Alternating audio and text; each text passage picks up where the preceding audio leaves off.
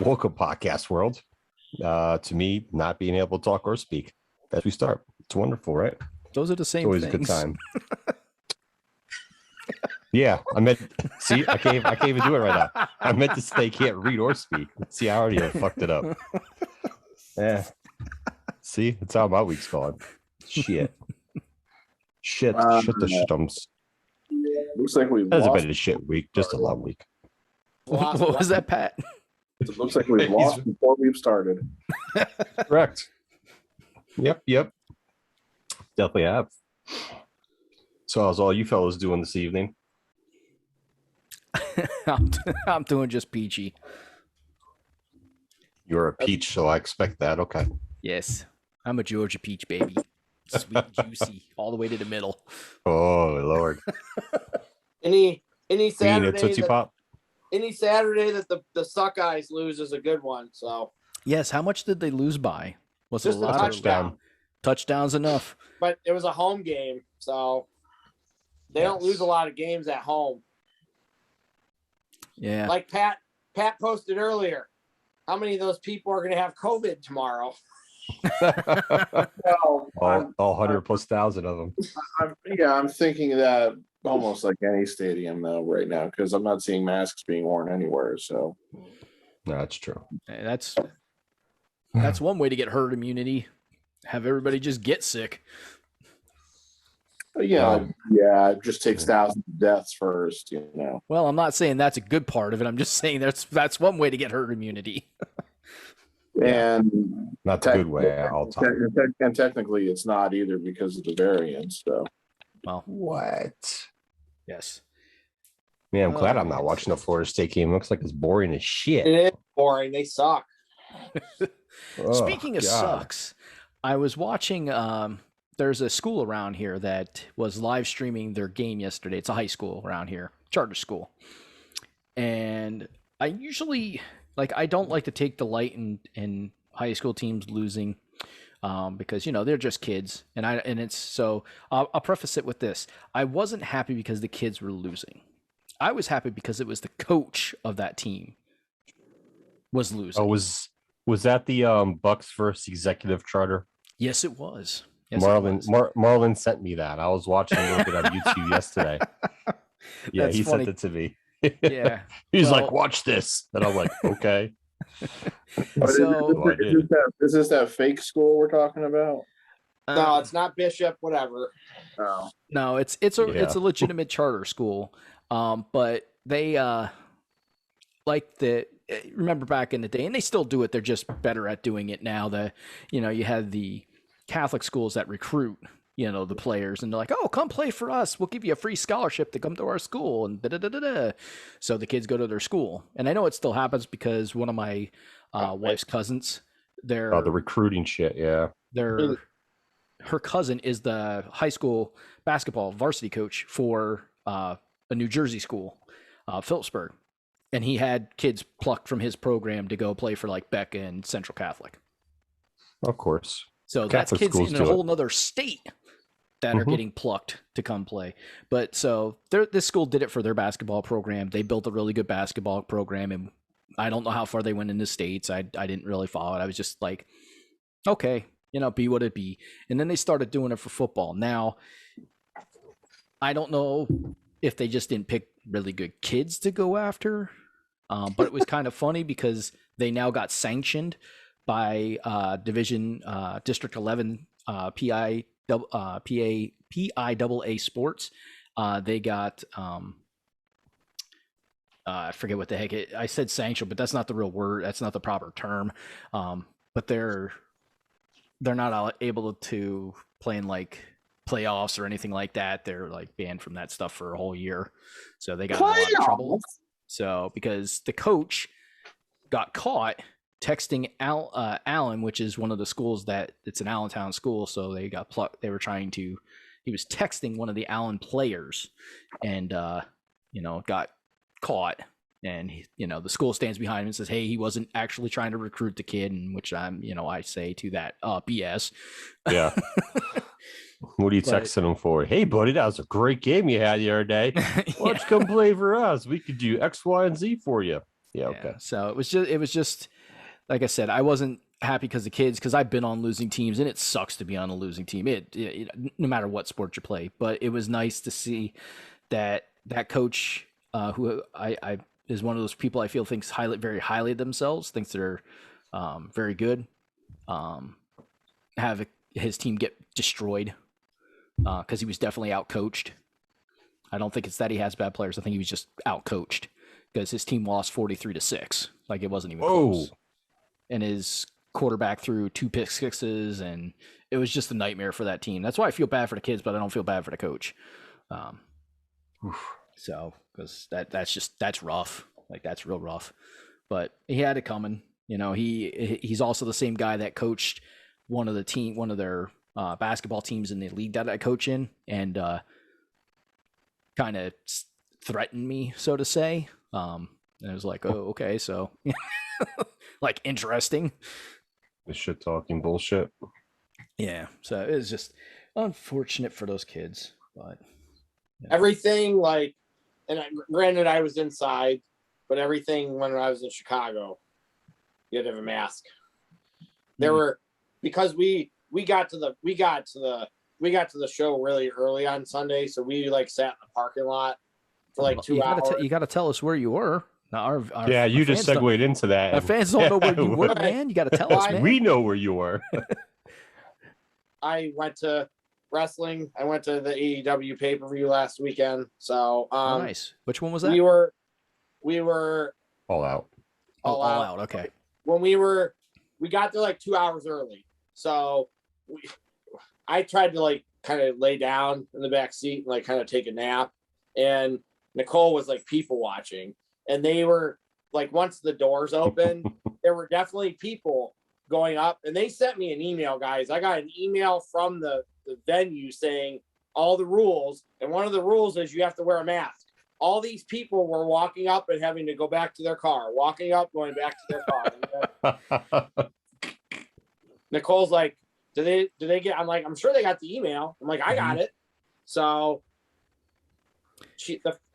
the funniest thing she said to me is, she's like, Matt, there's a lot of really fat people here. Wow. Ouch. Well, there was a guy sitting behind us, a bunch of heavier guys, bigger guys. And they were like, the dudes were like, man, they're sold out of all the shit at the vendor. Don't they know that smalls and mediums, there ain't wrestling fans who are smalls and mediums, damn it. I mean, not everyone's a 4X either, you know. Yeah, but a lot of these, or whatever they wear. I'm not picking. I don't know what size you wear, motherfucker. I don't know what size shirt you wear. I know. texted it to you a few days ago. But I wasn't saying that size for that reason.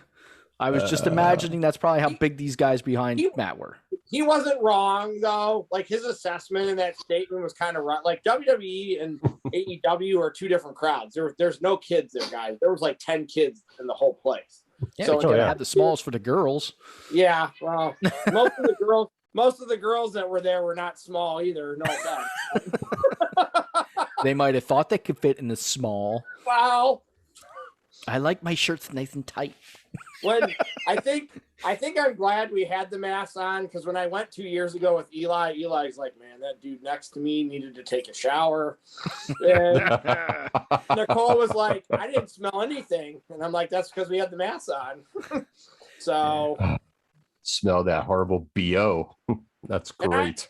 It was the best. It was probably the best pay-per-view I've ever been to.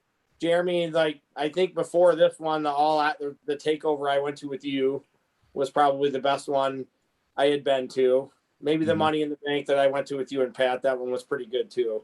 But this one was like just that one where they like, I don't know I don't really know if they're like, there's a wrestling war right now, but we're getting closer to that than we were 3 months ago. So that was the event where AEW kind of said, we're here and we're not going anywhere. Yeah. And it was really cool. Well, yeah, we'll find out if there's a war by the end of the year. Yeah. What I want to do is I want to take my son to go see AEW, because they come occasionally to. Oh, they're going to be in Bethlehem. Philly. They're going to be in Philly in October. Yeah. So I'll wait until they come to and they do a small show at the place in Bethlehem because they come there. I know a lot of people that have gone to see them there already. There's one lady I went to school with. She's a huge wrestling fan, so anytime there's any small shows around here, she's going. She goes to the ones down in Philly too occasionally, but she definitely hits all the ones in Bethlehem. But yeah, I want to take him there. He's really gotten into like going to see stuff, like we went to Monster Jam and Demolition Derby. We went to the Demolition Derby, you know, and so he wants to go see cool things like that, and so I think he'd really enjoy going to see wrestling live now. It was the crowd there. The crowd there was a really hype crowd, and usually Chicago is one of the better like wrestling cities. Like usually the crowd was pretty hype, and the crowd was pretty hype all night. So, and it was just like and I told Joe this earlier in the week. This is crazy. So in Chicago, in CM Punk's hometown, the night CM Punk wrestles again, 2 people get bigger pops than CM Punk in Chicago. That ain't ever going to happen ever again. Ever. So like when Cole and Daniel Bryan both came out, the roof blew off that place twice in like 5 minutes. That's Vader acting crazy. No, I was wondering where Pat. It was funny because that sound happened, and then Darth Pat turned around. I'm like, oh, wait a minute! I thought it was 2 different things going on. What's there? Vader's rolling around on the couch. My ice maker can be very noisy, and the problem is it sometimes sounds a little too close to somebody knocking on the door, so it's distracting. It's the strippers I ordered for you. Get to go answer that door. Darth Pat. I paid some good money for them, god damn it. You knew we were doing something. Yeah. Hence why I did it. Joe said you guys were talking. I have no problems, guys. I was jumping up in like a 5-year-old kid when Adam Cole came out. I was legitimately like screaming. Yeah, so I was like, yeah, we were probably like, yeah, he probably creamed his pants. I hope he brought an extra pair of underwear. You were giddy as a schoolgirl. Nicole said that's the happiest she's ever seen me at a wrestling event. So, and she's been to about 10 of them with me. I had to go back and rewatch some of the matches they posted on YouTube. I watched the whole thing. I watched the whole thing again, Joe. So just because I was watching that and doing the podcast at the same time last week, so I saw stuff, but there's some bits and pieces I missed. Of course, no big deal. But yeah, there's definitely some stuff I did miss. But overall, yeah, I would definitely give that. Even with the Big Show match, I'd still give it an A+. It's all right. It was an A for me. I can't pretend that the Big Show and QT Marshall didn't happen. So, I mean, yeah, it happened. It's just whatever. It is what it is. He blew his load in that match. End of conversation. Whatever. Can you imagine, Joe? After I watched Pac and Andrade last night, if that match would have been there, like that match was the shit last night. Like that match was a 4.5-star match on Rampage last night. The show was already really good. If that match had been there too, like if they've been able to have that match, yeah. Oh, absolutely. There was actually a really good from about 9 o'clock till about 10:30 last night between SmackDown and Rampage. Like the Edge Rollins match was solid last night, other than Rollins completely botching the Glam Slam the first time. So yeah, I did not get a chance to watch any wrestling last night. I didn't even read the results from wrestling last night. I ended up getting a migraine last night, so that pretty much took care of that for me. I don't know. I don't know if they wrote Edge off TV so he can get drafted to Raw, but he got hurt by Rollins. So-called got hurt. He got hurt. So Finn came out as the Demon at the end of the night, Joe. Oh, did he? So it's nice. the Demon versus Roman. So see, that's hard because he's never lost as the Demon. So I'm curious to see what they're going to do with that. And they definitely are like, they did a really good job at the beginning of the show too, Joe, of like like when Brock came out, he's like, Paul, why didn't you tell Roman that I was going to be at SummerSlam? He actually talked. That's funny. That's great. That is great. McAfee said, like, he said something like, if we had a problem and aliens took over the country, Brock Lesnar is the guy we want taking care of business. If you're picking a professional wrestler, probably. Yeah. If you're not picking a professional wrestler, I would not send Brock.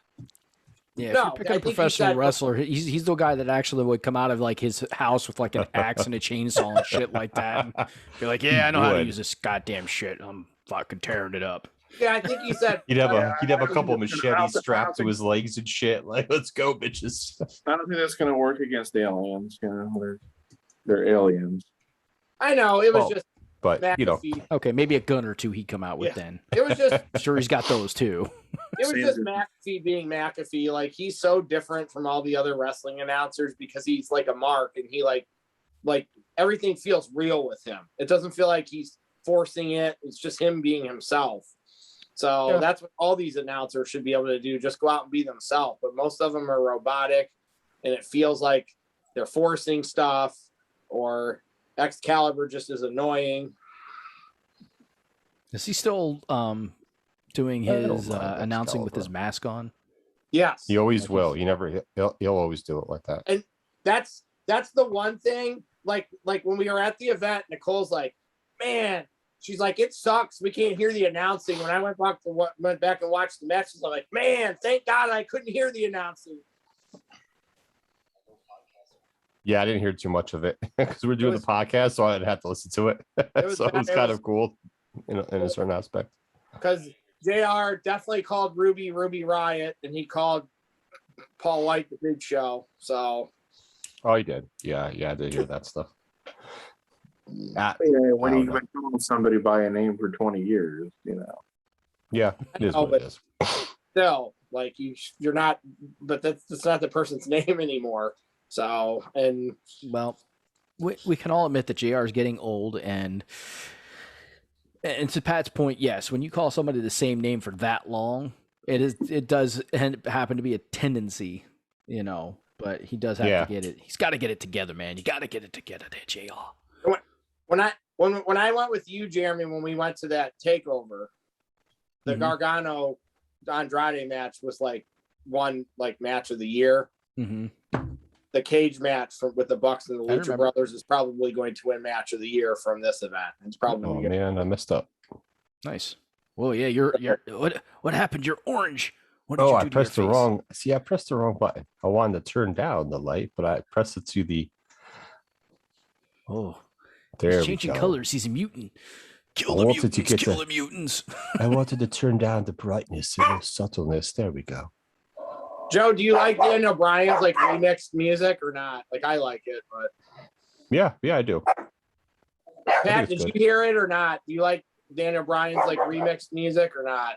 What do you mean remixed? It sounded just like the normal. Oh no, it's remixed. It does the Flight of the Valkyries thing for like 10 or 15 seconds, and then it kind of has a rap beat or a hip hop beat. Then. Oh, I guess I didn't. I guess I need to go listen to it again. Yeah. I thought I just heard like the regular normal Ride of the Valkyries. So yeah. No, you did right at the beginning, and then for like about 15 seconds deep, it kind of turned into like they threw a hip hop beat into it, kind of. So yeah, they did. It's good. It's interesting. I mean, if you don't like rap music, like the other Pat told me he doesn't like it because he doesn't like rap music. So, I guess it depends.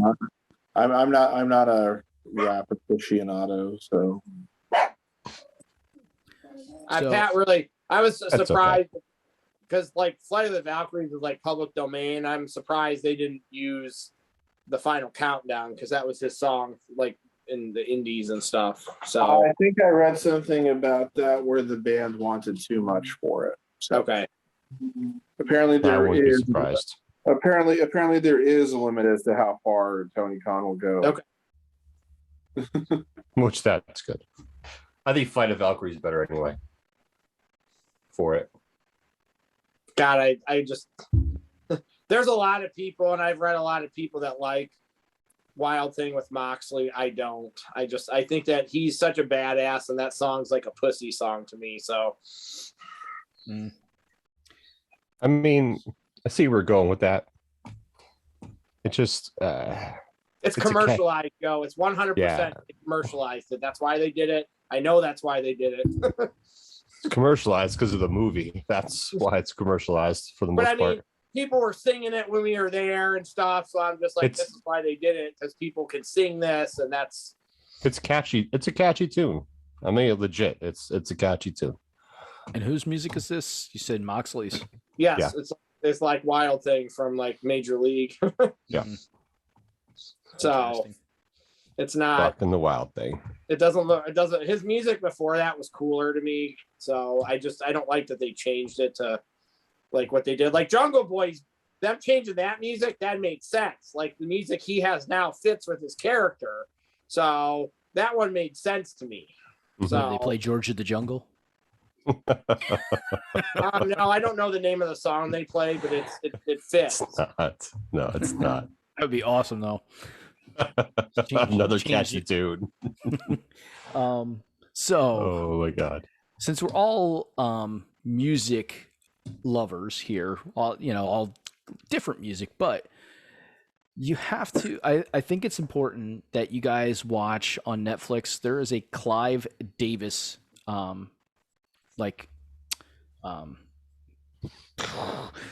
documentary. Yes, that's the word I was looking for. Documentary on Clive Davis. I didn't realize, I knew who Clive Davis was, but I didn't realize how much he was involved in the music scene and for how fucking long. I think that guy's still alive. I'm pretty sure he's still alive. I believe so, yes. But he's just it's crazy how he got into it. And two, it's crazy how long he's been into it and how many people he's discovered. Some you didn't ever hear of because they never took off like he thought they would. And then some of just the amazing superstars of music, from all fucking genres too. It's just crazy. Yep. He was in everything. He never stuck to a specific genre. He was just looking for talent and just pure talent. Yeah. Didn't care what the hell they did. Yeah. They say that the guy with the golden ear for music, it's crazy. Yeah. Pretty much was or is. But yeah, so because any music lover out there, you gotta watch. I haven't watched the whole thing. It's 2.5. It's 2 hours and 45 minutes long, so it's really long. But it's definitely, if you're a music person, you gotta go. It's one of those things you should sit down and watch, because it's definitely worth watching, just to see all the different people's lives that he touched and how much he actually cares. I watched the Whitney Houston one the other day. Oh, a couple weeks ago. Oh, okay. That was interesting. That one I have not watched. One. Yeah, Bobby Brown was in it and whatnot. It was cool. Yeah, it was a good documentary. She had some demons and whatnot, but just sad. Because I was kind of, generally speaking, the age I am, I grew up with her and that music and whatnot. So a talent that passed away too soon, like a lot of them do, unfortunately. Yeah, evidently I didn't know this, and this might be in the documentary about Whitney Houston, which I'll definitely have to watch. Evidently, at some point in time, the R&B community didn't want to embrace her because they said that she sang white. She was singing too white, per se, if you want to use that terminology, or she was too I don't want to say commercialized, because that wasn't a thing back then, but too streamlined. That's terminology. Maybe we'll just use the commercialized. That she was, I guess it was what they brought it up, that she wasn't really reaching the Black community the way they wanted her to. So some of the award shows, she really wasn't embraced by her peers. Yeah. Until a certain time frame. Yeah. So that was, and which is sad. You know what I mean? Because you have a up and coming Black female who can sing her ass off and getting hits, making money. A famous Black person, female of that, doing what she was doing, and it's just they didn't embrace her, because of that from the documentary. And according to the Clive Davis documentary, it was when they put out the Be My Baby Tonight album, and that was the #1 single. That's when she kind of broke through into that. Started to, yeah. You know, I hate to say into the black community, but that's when she got more embraced by that genre, like the full R&B and stuff like that, which is just crazy. Like, you can definitely tell the difference in that song to the other ones, but it's not drastic. It's not like super drastic in the type of music that she was doing before, because it's still pop. It's still R&B-ish. I don't get it, but I was always a Whitney Houston fan. I liked everything that, I shouldn't say everything, but everything that I ever heard. I the majority liked. of it, yeah. There wasn't a song that I ever heard that I didn't like, but I never owned any of her albums. Like, my mom loved Whitney Houston. She's like, she is probably the greatest natural singer I have ever heard in my life. She's like, she didn't have to try to sing. She just could fucking sing. Like, it was just. I agree with that. She definitely was. I definitely agree with that. And then she started getting, I want to say street cred, because, her and Bobby Brown, man, they just hit it off. They just from the documentary, it seemed like those two had a lot more in common than what the general public, saw from the outside looking in. But there was people from the inside too that understood it. But there's a couple people in the documentary that they definitely were not happy about those two getting together. Yeah, because there are some people who just didn't like or trust Bobby Brown, put it that way. Well, I mean, going back to our days of, especially when he got in trouble all the time. Yeah, well, I mean, you think about it. If you go back to when he was part of New Edition, he was one of the big reasons that New Edition didn't exist anymore, because he got selfish. Selfish. Got a little bit bigger head than some of the other guys and left to do his own thing. And then we got the My Prerogative album. And that Jeremy, was pretty much it. Jeremy, did you ever watch that BET thing? It's like a 3-part thing about New Edition. That's really good. No, I still need to watch that. I'm hoping that somewhere it gets available for. Well, it's on if you just go to I think the on demand for BET, if you find that, I mean, it's not something I had to pay for. So if you can just find the on demand, usually when I watched it, I've watched it twice. It was just on demand for BET.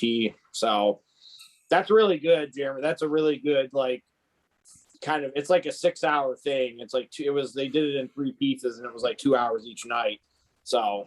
Oh yeah, it's something I would definitely enjoy. I mean, I know we've told this story before, but going to Powerhouse and freaking seeing New Edition just bust out all of a sudden, that was like that topped the night. I could care less. At that point, I didn't care about seeing G Unit and 50 Cent and all them guys. I was like, New Edition's here, man. It's the fucking shit right now. I know. That was sweet. So it was a good time. And all the young kids that were there, like, who the hell are these guys? That's fucking awesome. Know your roots, boys. Know your roots. The only thing I ever will remember about that concert is New Edition and those girls in front of us when those guys were trying to sit with them, and Jeremy's like, "What the fuck is going on?" Yeah, I was so mad. I don't know if I don't think we've ever told that story on the podcast yet, but yeah, no, there was these girls were probably between 18 and 22, somewhere in that age group. They weren't ugly. No, and they weren't. They were attractive young ladies. That's for sure. And then all of a sudden, this gangle of guys that were definitely there for the hip hop end of things. I mean, everybody was there for the hip hop because it was Powerhouse. I mean, it was all hip hop stuff. Just stood on the back of their chairs, with their dicks rubbing against their backs. I'm like, what the fuck? That's what I was annoyed because I have to look in between these guys right in front of us. So they were crowding into our space. Yeah. So that's why, I didn't care. If they would have been down behind them, if they wanted to share the space and the girls were okay with them grinding on them, been no problem. But you're in my area, if you've ever been in a stadium, you only have a 3-foot space to put your feet. That's not very much. And then you put another person in front of you that's standing on the chair in front of you.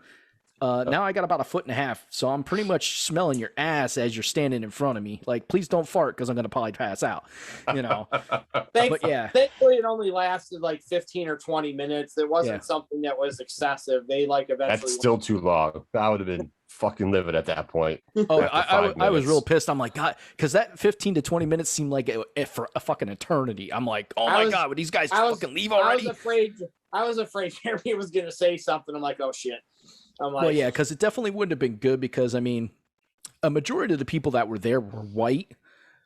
These gentlemen were not. These were the opposite. So not that skin color doesn't matter. You piss me off, you piss me off. Like, I could care less what color you are. Like, just be polite to people around you. Like, that's all. That's my thing. And for some reason, AJ and I, and it always seems like that. You always find the one person, no matter where you go, where you sit, what event you're doing, there's one person that's close enough that annoys the fucking piss out of you. Because they're either screaming like an idiot, they're jumping up and down, they're doing something where you're just like, if you, you're either blocking my view, you're annoying the shit out of me. Dropping food at the back of your t-shirt. Coming from the back of your t-shirt. You know, it's just always something. Actually, I can say last Sunday, there was no idiots anywhere around me. It was actually a pretty good, surrounding people. There might've been one drunk person there. There was one guy during the CM Punk match that kept chanting for CM Punk and he was losing his voice. So it was not good. We're like, just stop. No more. You can barely talk.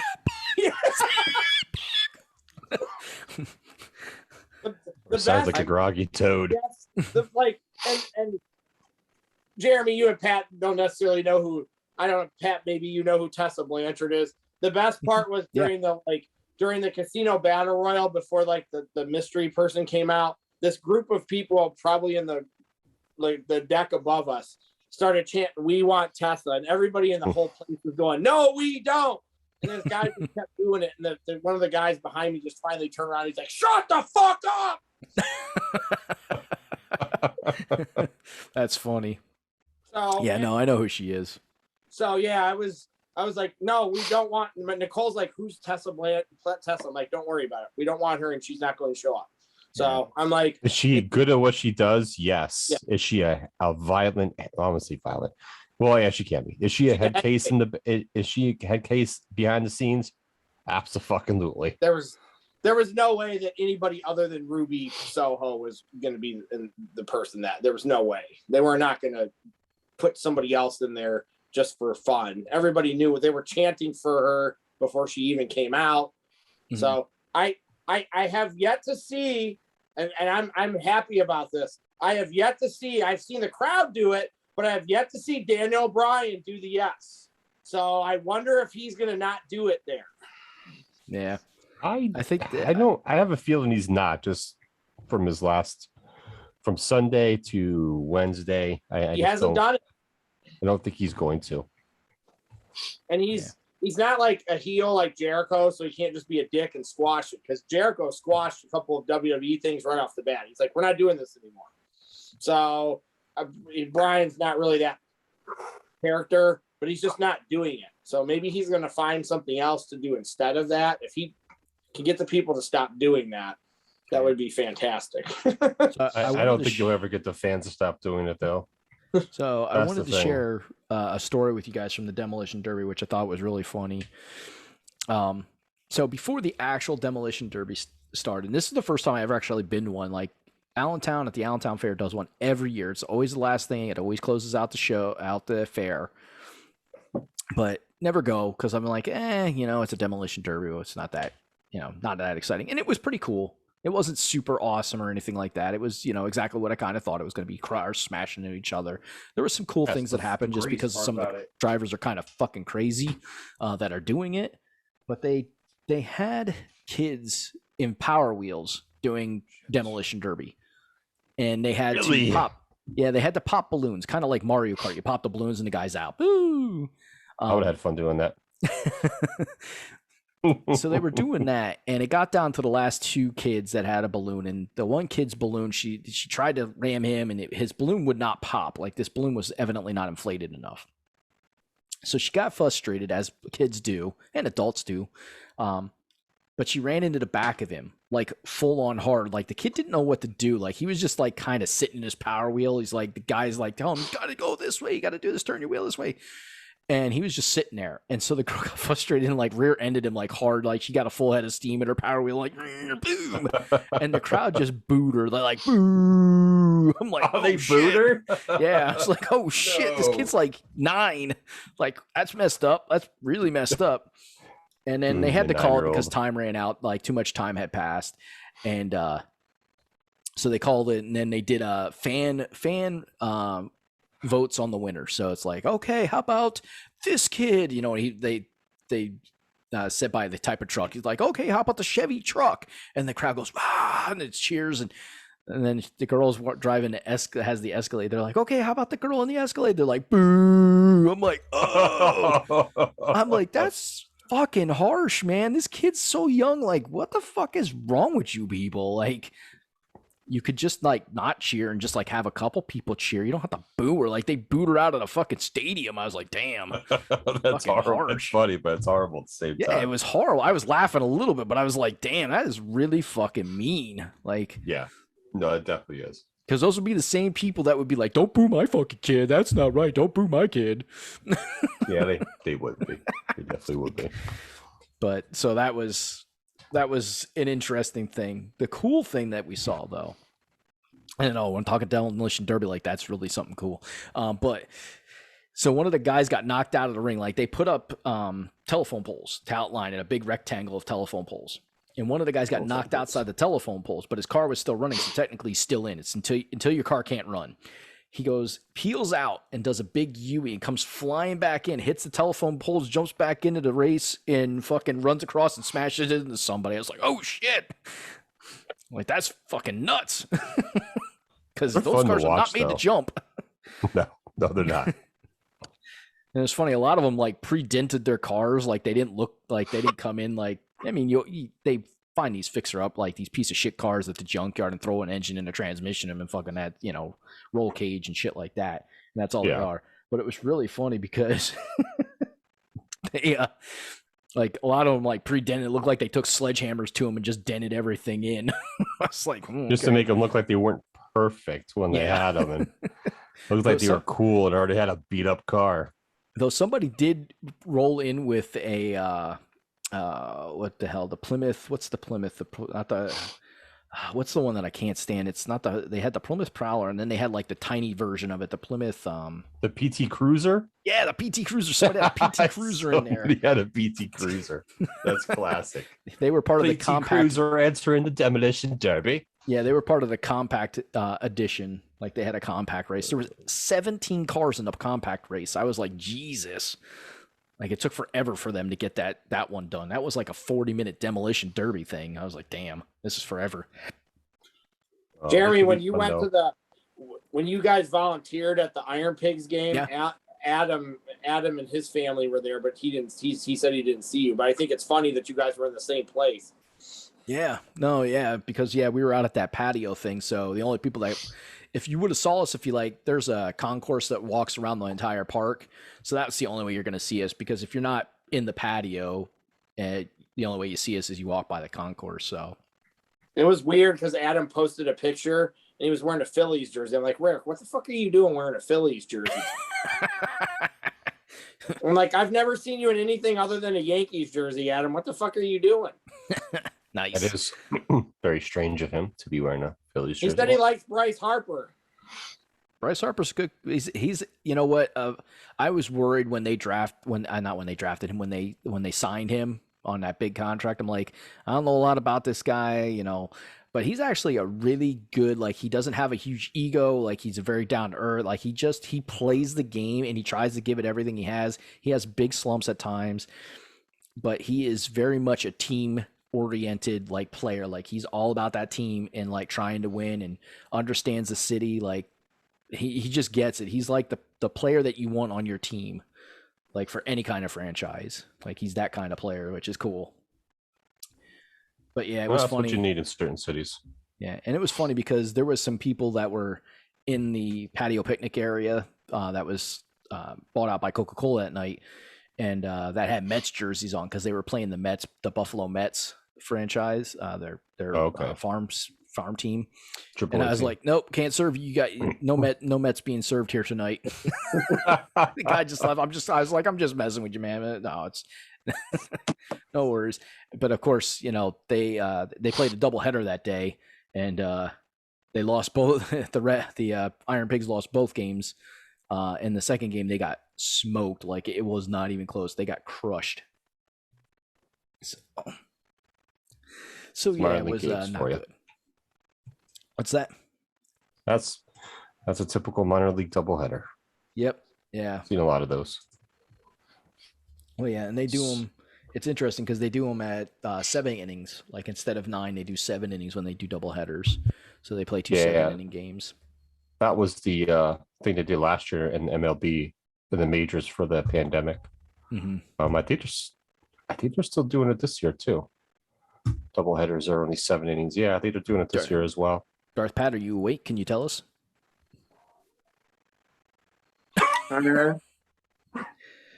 Yeah, I think that's they're still doing 7-inning doubleheaders this year, right? I think I'm right. They've still been doing the 7-inning doubleheaders. I hope that goes away next year, but we'll see. It's actually probably not a bad thing because the fact that major MLB games take so long anyways, so it's probably not a bad thing for them to do 7-inning doubleheaders, even at the majors. But who knows? We'll see. We'll see what happens with that. I saw they're like exploring an outdoor NBA game, like the Field of Dreams baseball thing. They're exploring like possible Rucker Park is one that I've seen. Good. They should play that shit on blacktop. Go old school. That would be very, very interesting. With chain nets. No cloth. Chain nets, man. Seriously, I would enjoy that, but the NBA people would be, no. We don't want someone's finger getting caught and getting fucked up in the chain or any of that bullshit, contracts and all that crazy enough. They have no problems. I guarantee. But I would love the chains, though. I guarantee there won't be no fucking flopping on those courts. I would love to see the flops on there. There will be. Fucking guys be coming up with fucking burnt and like fucking road rash on their arms and shit like that. If there's people in the game who are capable of it, then they will still flop.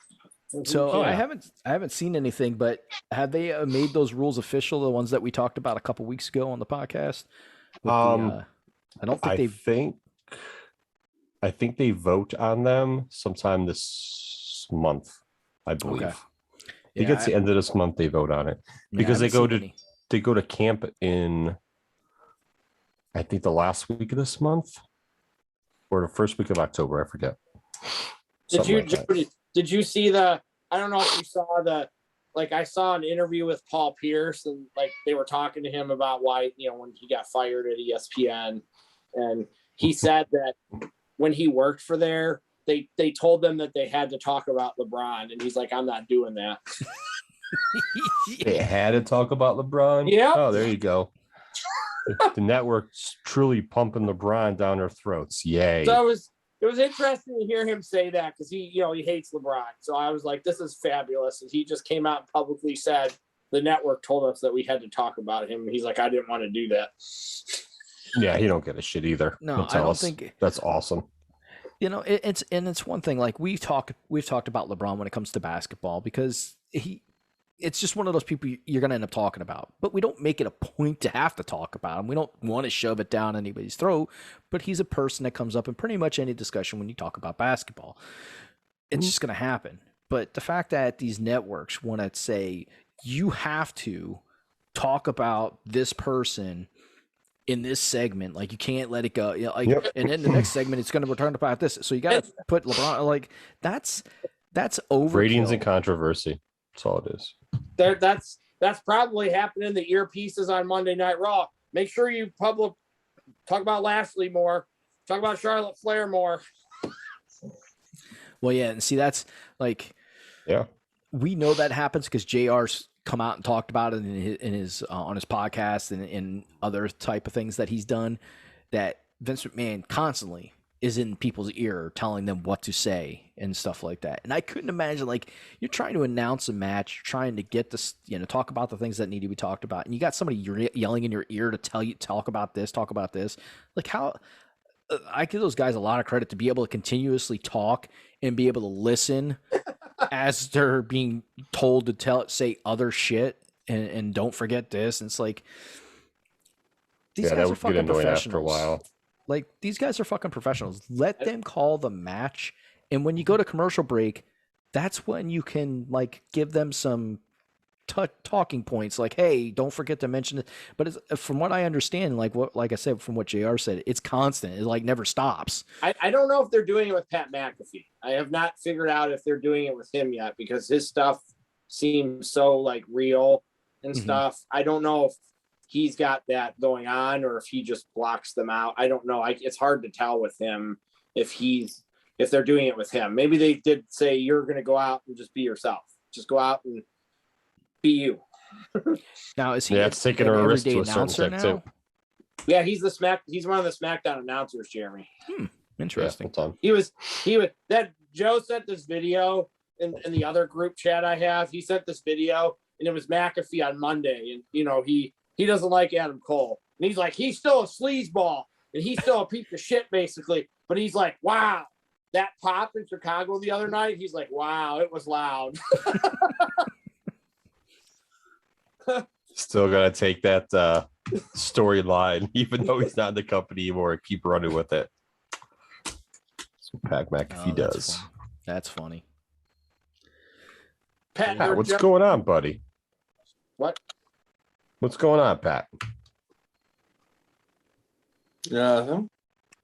Feel like we're leaving you out of the conversations this evening. Not trying to. Talk to me, big guy. Tell me something.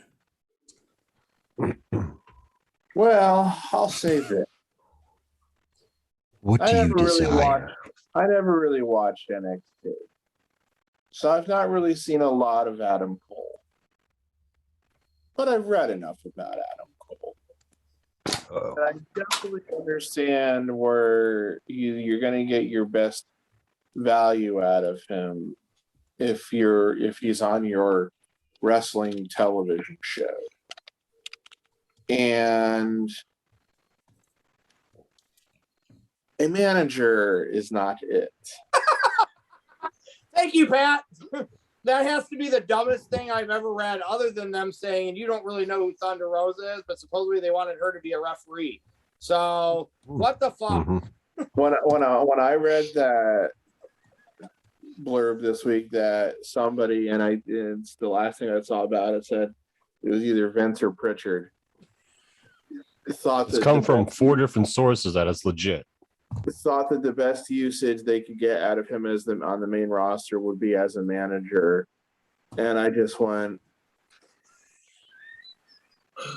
2, not even just a manager for Keith Lee on top of it. Yeah, Jeremy, that was her plans for Adam Cole on the main roster. As Gordon Ramsay likes to say from time to time, you've lost the plot. Come on. I mean, first of all, yeah, having him be a manager for Keith Lee is ridiculous because of the size difference between the two guys. Now, obviously, anybody you would have managed for Keith Lee is going to be smaller than him, but to have it be somebody who's so smaller than him, it looks dumb. It's like if you're doing like a small big guy thing, it's like, the small guy's the wrestler, the big guy's the enforcer type thing. Like AJ and Olo is just as one that's going on right now, but like Shawn Michaels and Diesel back in the day, that kind of shit. I also don't think Cole's a good enough talker to be strictly a manager. I think he's good on the mic. I think he's great on the mic. He's a 9. I'd say he's a 9 out of 10. But he's just not. But he's also just not the type that strikes me as being like really. No, he's not a manager. Could really be an effective manager. No, I don't. Not so. That's like. Yeah, it's just when I read stories like that, I go, it's like, yeah, I keep saying, well, I still don't really think there's a real true competition here, just because WWE is a global entity that's publicly traded, that has all these, deals and this, that, and the other thing. But goddamn, they're doing everything they can to make it a fucking fight by doing stupid shit like this. And you know what? Maybe Adam Cole would have decided he wanted to go to AEW anyway, even if they had pitched him like, we're gonna give you a year and a half long reign as Universal Champion. Maybe he still would have bolted. But you got to give him you got to give him something to sell him, though. That's not going to sell him. Who's going to say, yes, that's what I want. That's why I'm here. Right. How could they possibly think, if we tell them we're going to, the best way we can use, the best usage we see for him on the main roster is as a manager. Well, that's definitely going to get him to say, because it's going to be such good shit. It's and like, I really don't have like a horse in this race, if you speak. I'm not going to be somebody who's going to be rah for WWE, because I really don't barely even watch their programming anymore. The new stuff. When I'm watching stuff, I'm going back and I'm watching old shit. In AEW, I like some of what I see in AEW. There's a lot I don't like from what I see in AEW.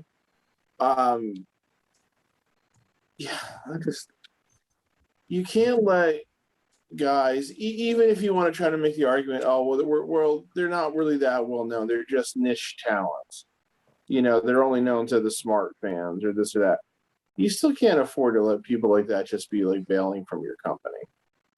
So I don't know. I don't know what it is they have planned. Yeah, pretty much. I don't know. Spot on with Dominion. I don't know what it is that they really have in their plans. I don't know what it is they think that is going to put the buzz back for them. Legends Night. Nobody cares about Legends Night. I know, but that's on Monday. Like, when I was driving home, I saw something. I sent it to Joe, and it said Vince calls an emergency meeting with creative talent. And even before he had said anything, people were already like, here comes Legends Night. 4 hours later, Legends Night in 2 weeks. Just bad.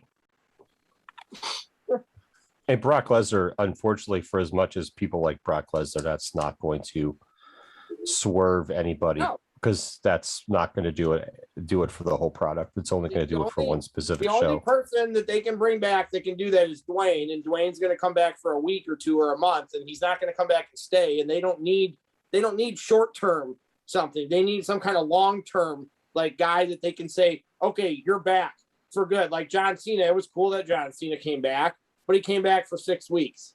Like, it's not like he's staying, and it was cool for the buzz, and they sold merchandise, and we got to see Cena, but he's gone again. So, like, they don't have anybody, like, that they can just go be like, here, Undertaker's too old. Shawn Michaels isn't going to wrestle anymore. Triple H just had fucking surgery or whatever, he had an issue with his heart. So, they don't have these people that they can just, and they haven't built up the right people. So instead of a tag team title match, which we were supposed to have on Raw Monday night that they announced, now we changed it, and we're going to have Lashley and Randy Orton fight for the world title. So, yep. So So this is how we can put it for WWE right here.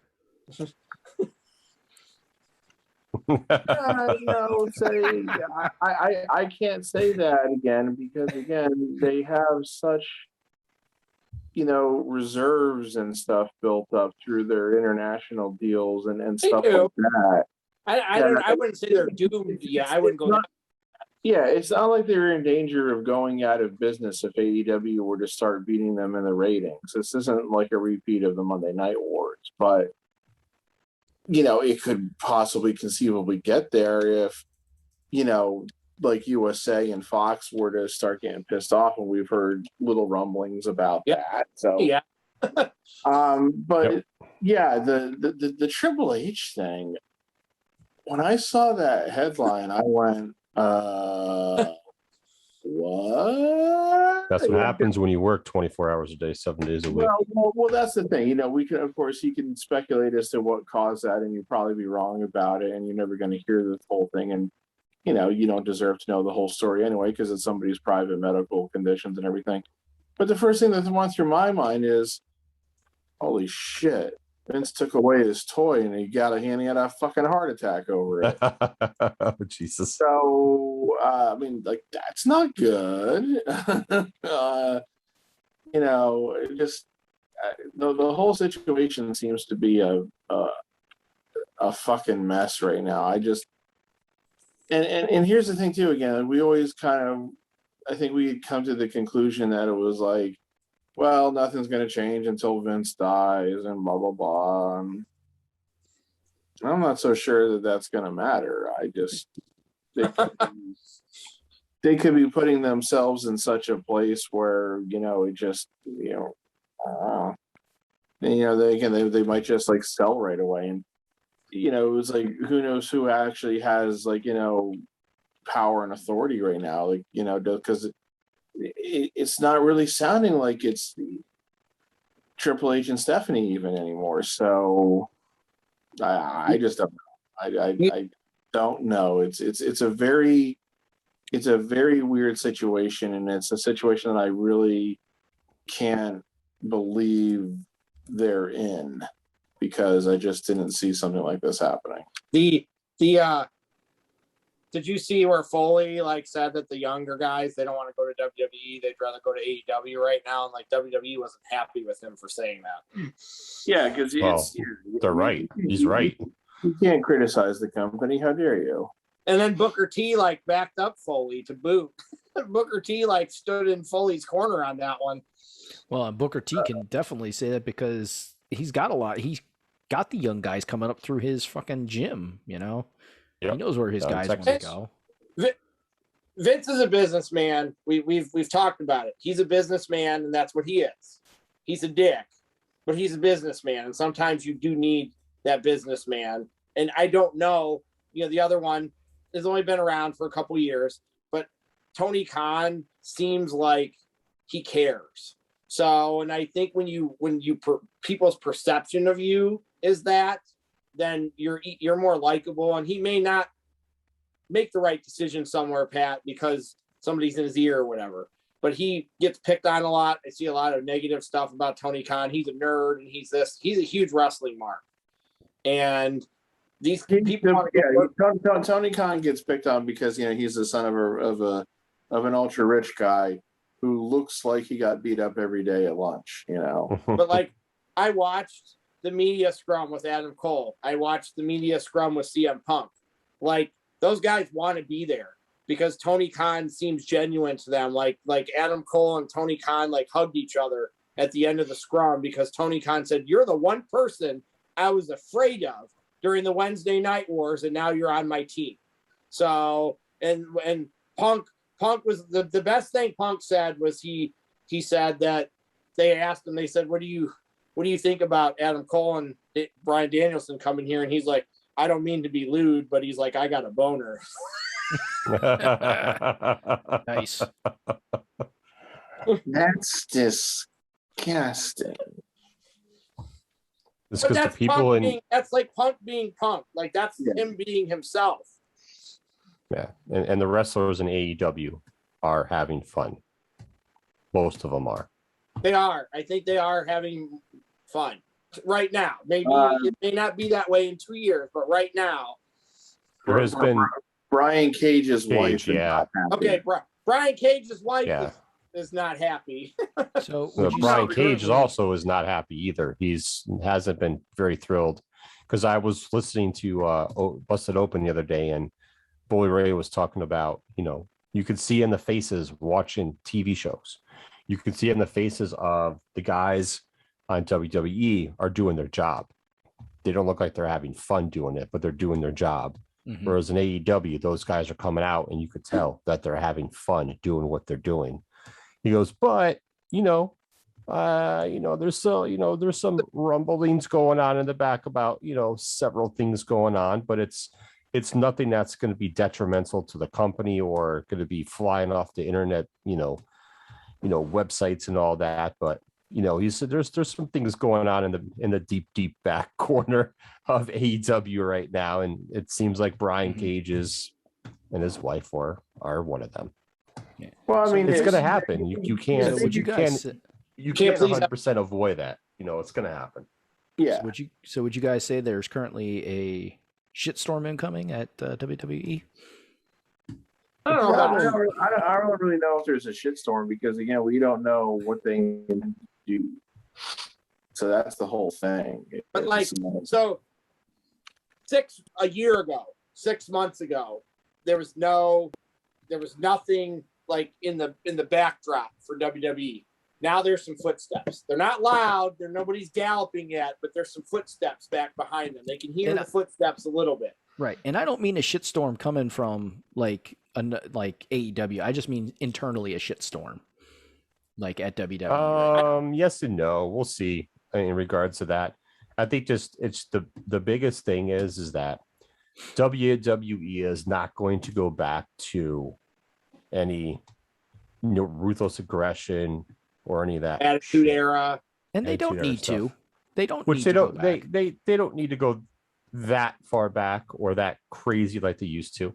But they are just more of a business than they are a professional wrestling company. It's been like that for years. But their main topic is families and kids.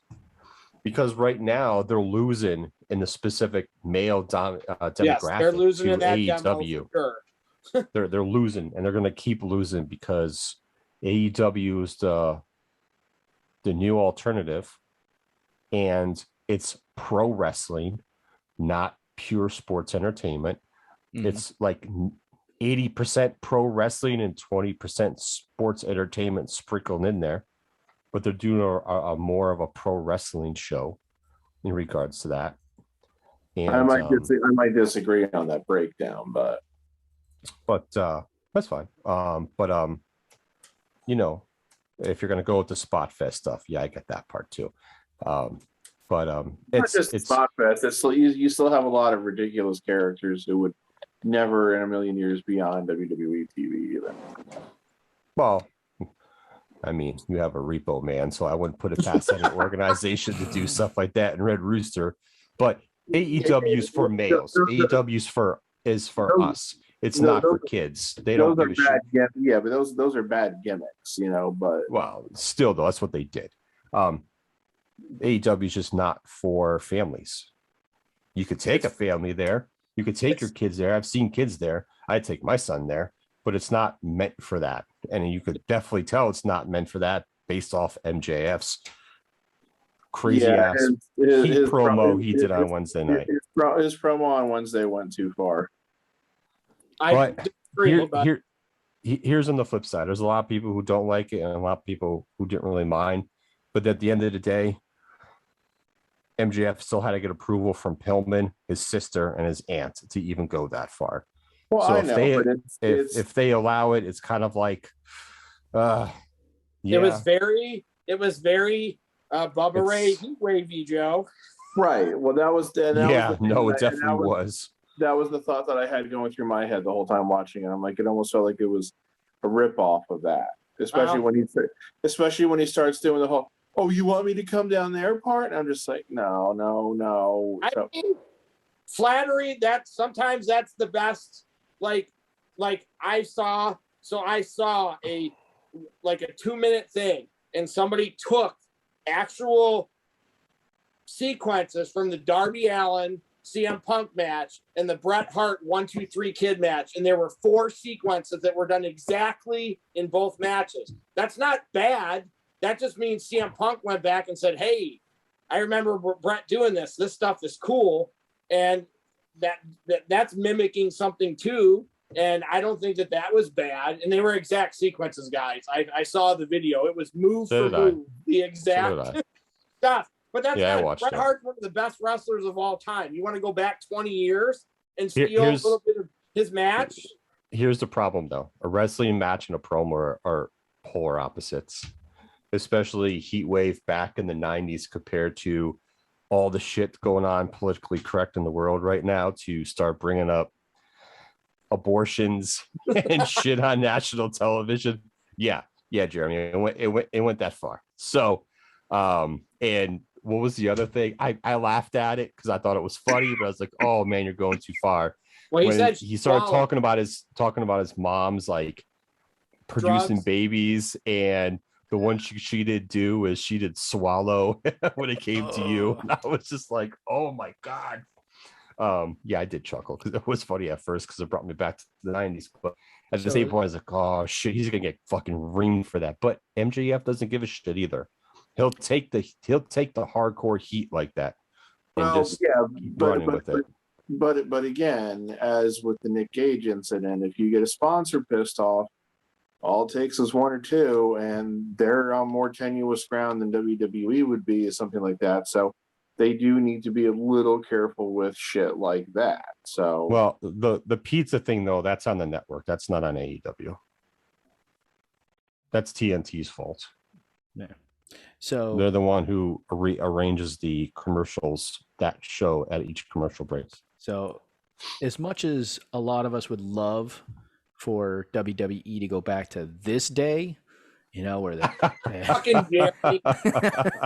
or a little bit of matches, Tori Wilson doing that, it's we're not in that day and age anymore. Like those days are gone, by far gone into WWE. Though they were fun days. Actually wrestle now, so that the women can actually wrestle now. So right, yeah. So we don't need the wet T-shirt contest match. Oh, and real quick, since you mentioned women wrestling, so I guess from reading it, it sounds like they actually did make this Becky heel turn work. You know what? Her promo was actually good last night. I'll give her credit, and I'm the last person that wants to give her credit. Oh, he's joining the Becky train.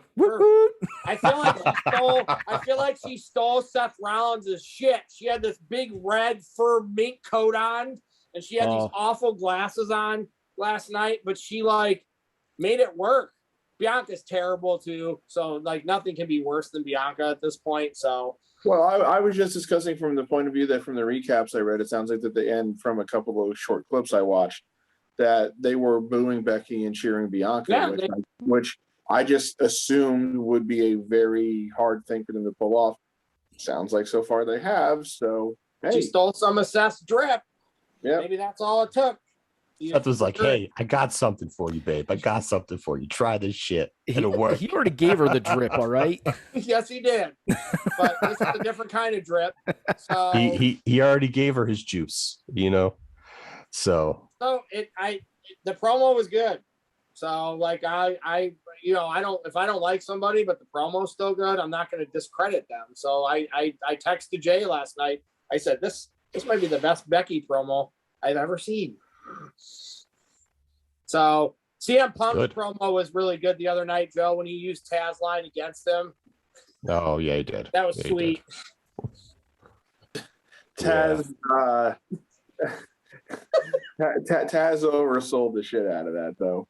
He did. Oh my God, I can't believe this. He used my catchphrase. What does he think he is? What does he think he is? Oh, I'm getting hot over this, JR. I'm getting hot over this. Getting hot over this, JR. He definitely oversold it. Super oversold it. It's 100% for Ricky Starks, because when Punk got there was already rumblings of him working with Ricky Starks. So it's 100% because they want to put him in a program with Ricky Starks. So they think Starks is a star in the making, and I think being with Punk will help him. I'm going to be real curious in, I think, October. It's November when they're in Long Island. I want to see if MJF gets a pop in his hometown. I'm curious because he's such a heel. So he will. I guarantee you will. But then he's going to shit on them. He probably will, but he'll still get a pop. I think that's going to happen. Still think he'll get a pop from it. And Jeremy, because you don't I don't know if Joe told you on the when you guys did it last week on Rampage, or it was either Dynamite or Rampage, where Miro Rusev's character. He's the Redeemer, and the guy Eddie Kingston was fighting him was like, "Redeem these nuts." Nice. And they have a And they shirt already. They got that shirt out already that says "Redeem these nuts." Came out that night. So I had to find a pic of this coat that she was wearing, and Yes. those sunglasses are ridiculous. Like they're almost the size of her face. But you know what? Love the jacket though. Yeah, the jacket's cool. That's how you get heat, though. You come up with the most ridiculous-looking costume, and you get heat. Just ask the Young Bucks; they've been doing it for 2 months. So, Yes, It was a nice jacket. that outfit Glasses were a looks bit much, but but it's good. It's ridiculous good, not ridiculous bad. yeah. So- it is ridiculously good. See, I watched. I want to say most of Dynamite on Wednesday. I definitely didn't watch the Moxley match at the end because I just didn't give a shit about They watching wrestling. beat the crap out of each other. So, Yeah. One part of the show that I did not like was when the Elite came out for their promo. okay. Well, I thought that was awesome. Here's why. First of all, Cole has to get heat on an announcer. Why? Stupid. He's never going to wrestle the announcer. I know that they've been doing the whole thing for months with Shivani and Britt, but for Cole to even acknowledge it as a way to just try to get heat on himself because he's picking on poor Tony Schiavone, who everybody likes, kind of stupid. Not everybody needed to talk during that promo, but I think Omega should have been allowed to talk longer before Brian came out. And then once Brian came out and they had the inevitable beatdown, I was glad to see that guys were coming out to help him and everything because, endless, heel gang on one face beatdowns gets tiresome. But once again, I did not need to see fucking Marco Stunt come down as if he's going to be able to do anything against any of those. Even against I the knew he Bucks, was going with the Marco Stunt thing. even against the Bucks who are smaller guys. It's like, I'm supposed to be scared when I see that fucker come running down the fucking aisle. And of course, Brandon Cutlet with his with his spray thing. Yes, I'm just gonna go Cornette on him too because I think he's a waste of time. Cornette calls him Brandon Cutlet, so I think that's funny enough. But what I'm saying is I wanted to hear the heels talk a little bit longer before Brian inevitably came and interrupted. I mean, that's fair. And Brian's there on the mic. He's nothing special, so he's never really been anything special. He's going to come out and do what he's supposed to do, and that's it. So yeah, that was like one of the big moments of the pay-per-view. That's fair, so Pat. I felt like he didn't get enough time for them to follow up on it on the next show. That's basically what it was. Okay. I definitely, other than MJF going too far in the promo, I really liked most of that stuff between him and Pillman. Maybe this will give Pillman a chance to, shine a little bit because, no offense to his tag team partner, but his tag team partner is just, he's an idiot. He is, as they said from the old Monty Python routine, he's basically a wafer thin mint. He's a wafer thin mint. Oh, He's a swizzle stick. He's a nothing. He's a piece of cardboard. Swizzle stick. I like swizzle sticks. He's a piece of cardboard if you're looking at him from the right angle. You won't see him. So it just, I don't think much of him. So I would like to see a program between MJF and Pillman, but I also, of course, was seeing the advertisements for Cody coming back again, and I just went, can't he just stay away? Pat, do you not like Don Callis? He's annoying. He's just annoying. But I mean, I remember he talks too much a lot of the time. I remember hearing him when they put him on the mic in the last year or so of ECW, and I thought he was kind of funny and stuff then, but now he just comes off as annoying and unnecessary. So that's when Kenny first won the belt, Callis annoyed me because he was talking when Kenny should be talking. That's leveled off. He doesn't talk as much as he used to. So, and he's a stooge. When Christian calls him a carny piece of shit, that's exactly what Don Callis is. He's a carny piece of shit. So well, the whole thing then is if he's not going to talk, then there's no point in him being there. They have enough stooges, so they need to get rid of Gallows. Anderson can stay, but Gallows, I get rid of him. They're going to get rid of them because Adam Cole has not referenced either of them yet. So I feel like they're going to get rid of them. Well, they're technically not on the AEW roster for one thing, right? Right. Nope. They are not. And so what have they actually done? I know Anderson had a match against, wasn't it Moxley a few weeks back, but it seems like they serve absolutely no purpose. They're stooges. That's all they are. And I do think because Cole keeps not referencing them, somewhere that's going to – the whole thing with Cole now is they're going to slow burn this for 2 years, but he's going to turn on them eventually, and that's going to be their biggest storyline they're going to have because they kicked them out of the Bullet Club, and all the hardcore wrestling fans know that happened. So eventually he's going to turn, and that's going to be a huge thing for them when he turns on the Elite because it'll happen. Right, Joe? It's going to happen. It might be 2 years from now, but that's a huge It'll be a slow burn for that. It'll be him versus Omega. Here's my thing with the Tony Schiavone thing. I get where Pat's coming from. Here's my thing with it. Not that it didn't bother me either way, but to reference that, what's the end game? Is this just a one-time thing where he says this and that's it? Because if it is, then it was like, you got cheap heat. Okay, great. It made more sense to me if there's an end game for it, especially if Britt was like somehow becomes part of the Elite as the female, the female wrestler of the Elite. That would make more sense if they do something down the road with that. But if this is like a one-time thing, then it's kind of like, okay, cool, you yelled at him. And that did what? People booed you. That's what you wanted? Great. One-time thing, awesome. It kind of sucks because I would like to see something more done with that than just yelling at an old dude one time and being done. She could be. They could put her in the Elite. I don't know if they would, but they could. But I don't think that's a storyline they really have to. No, I don't really want her have to do together. As well. I don't really want her because when Becky and Seth were together, it was stupid.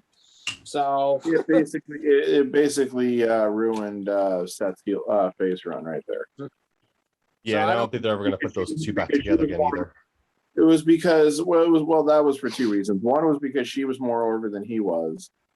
And two was because they put him up against Baron Corbin and Lacey Evans, who have only ever had go away heat. So, yeah. So Pat, I'm assuming you saw the not that we don't know what to make of it, but you saw the thing where Kevin Owens like tweeted the coordinates for Mount Rushmore and then took it off, and that used to be the name of his faction with Adam Cole and the Bucks. My opinion on that is this. He probably can't get any better than what he is in WWE right now. I don't know about right now. They took his match. He wasn't even on TV last night. He was supposed to be. No, let me rephrase that. He probably can't get better on WWE than he already has been. Correct. That's true. Like I don't think he'll ever get back up to like carrying a belt, right? Or carrying one of the top belts. He's not the type of big man Vince McMahon wants right now. No, it's just I just can't see him getting there. I don't think that going to AEW now. No. I don't even know. I don't even know if going to AEW in 4 to 6 months is a good idea either. We'll have to see. We'll have to kind of see what AEW does. He could go to AEW and just be another guy and not do much different than what he's doing in WWE right now. And I'm sure he's going to get paid more. Well, maybe not, but one would think he'd probably get paid better in WWE. So I honestly think that he should, maybe he should just go away for a few months, rest, heal up, and then make a decision. Just kind of wait to see where things go. But I don't think him jumping to AEW would be a good idea. Not right now. Not even in the next 6 months. That's where when it comes up, that's what I want. So it all depends on where AEW's at that time. What story? Yeah, it really depends on what they're doing and everything. So that's why I think that like if his contract is truly running out, which means that there would not be a a 90-day clause or anything. I think he should just kind of take a couple steps back, take a couple months off, and kind of evaluate the situation. Put feelers out, say, okay, if you want me to come in, what do you think you're going to do with me, and blah blah blah. Because if he's truly a free agent, then he really holds the cards. So he's the only one left of like my favorite wrestlers. He's the only one left really in WWE, like of my top like 5. All the rest of them are there now, so he's the only one left. So for me personally, most of the people I like would be there. So I actually wouldn't mind seeing him move to Raw right now. I know you don't like the other guy, but considering that it seems as if they've run out of people for Lashley to work with, Lashley Owens could be an interesting story. I think they could put on some decent matches. So, I mean, Owens doesn't have bad matches with anybody. So right, that's what I mean. So I think he'd be a good guy to work with. Get traded. Maybe he'll get traded then because the draft is in like 3 weeks, I think. Yes. So, and they have to move Drew to SmackDown. He is so pointless on Raw right now with that clause and everything. So, I mean, yeah, they could always rewrite that in an instant. And I think Edge. moving Drew to SmackDown. I think Edge is going to Raw. I think he got hurt. They wrote him off TV, and he's going to get drafted to Raw. Edge can take a few months off, though. I mean, like they could still draft him to Raw, yeah, but he doesn't like have to show up on Raw right away. So we can talk about football or something else. We talked about wrestling enough. Pat even chimed in, so I was hoping Pat would chime in at least. All right, so we have football. Yes, so this week kicked off the official start of the NFL season, and this is something I've been waiting to talk about. So I'm glad we got together today and get a chance to talk about this. I'm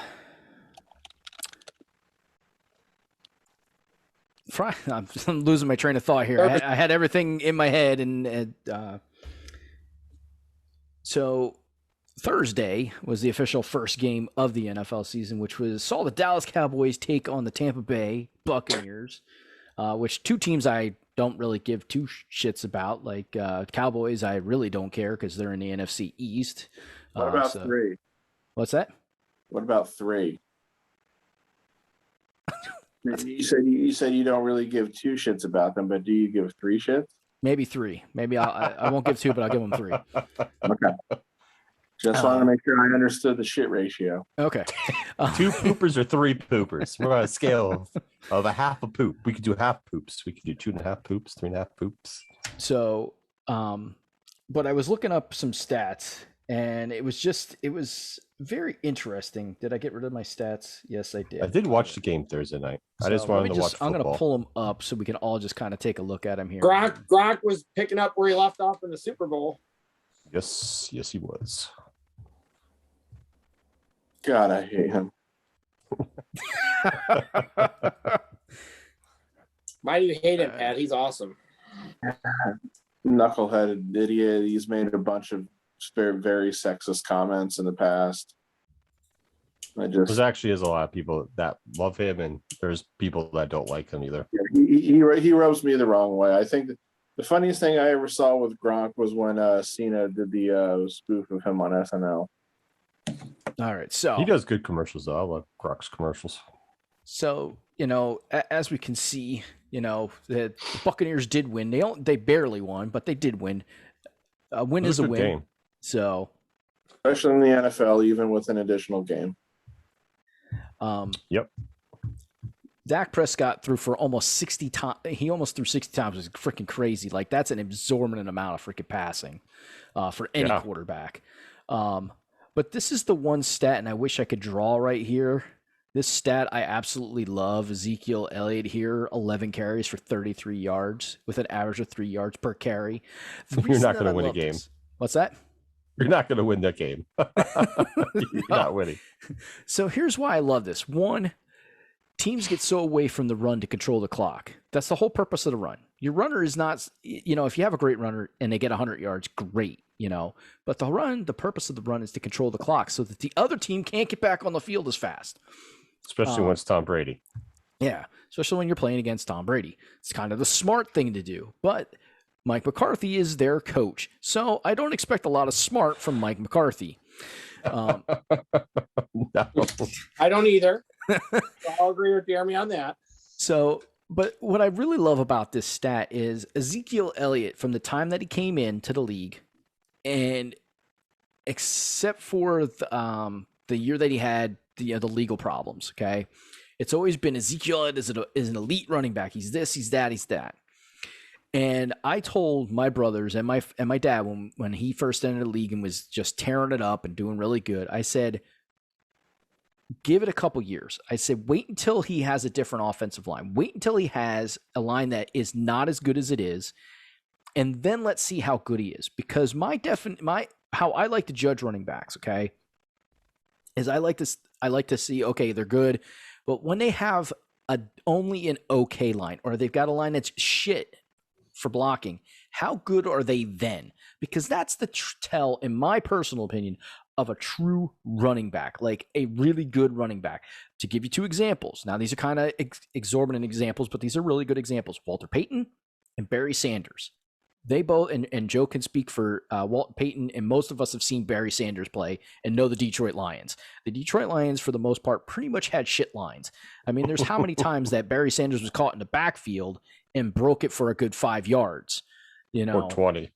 Yeah, or 20 sometimes, so that's like I said, in my personal opinion, that's the true mark of a really good running back, an elite running back. So all this fucking feed me more bullshit that I always saw Ezekiel Elliott doing, that was great when he was fucking behind a monster line and was getting 5-6 yards to carry. But what is he doing now? Now I think it's the time where we're going to see how good he really actually is. Yeah, you're absolutely right.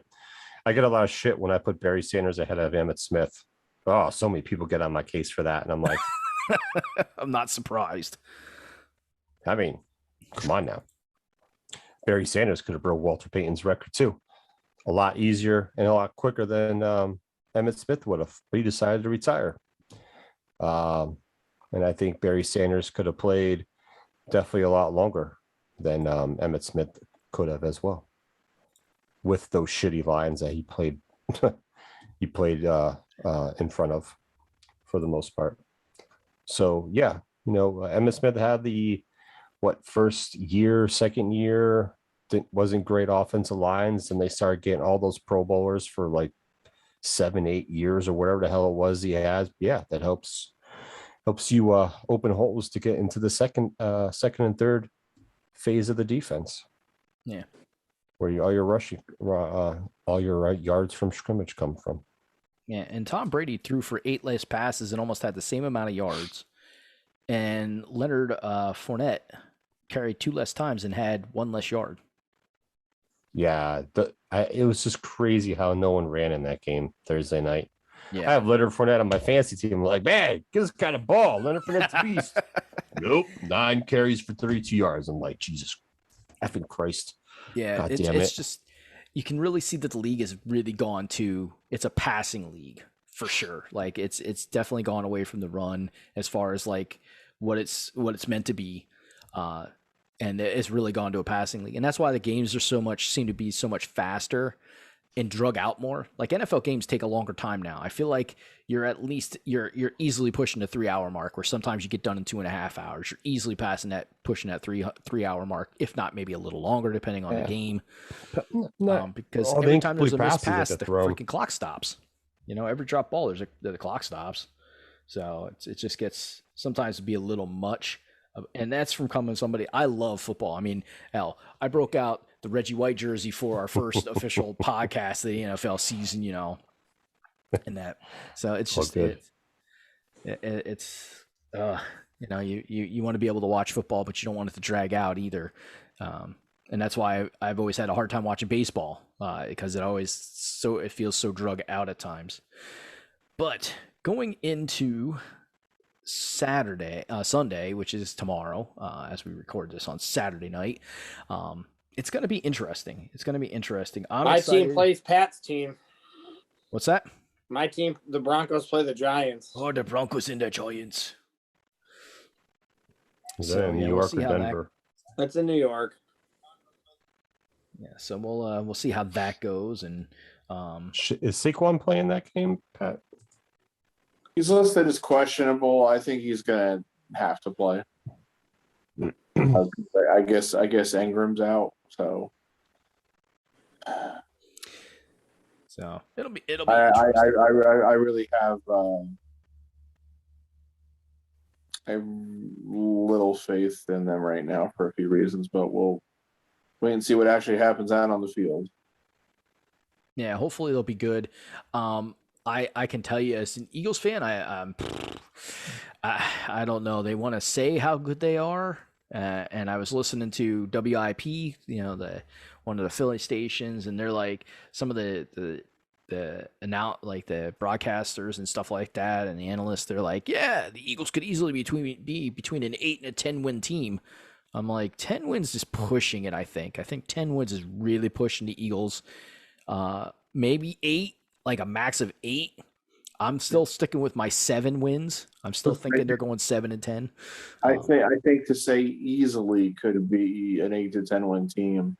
The worst word there is easily. Like, I'm not saying they can't win 8 to 10 games. I'm just saying it wouldn't be easily. Well, and the thing that they're trying to say, and I have a tendency to agree a little bit, is that you have 6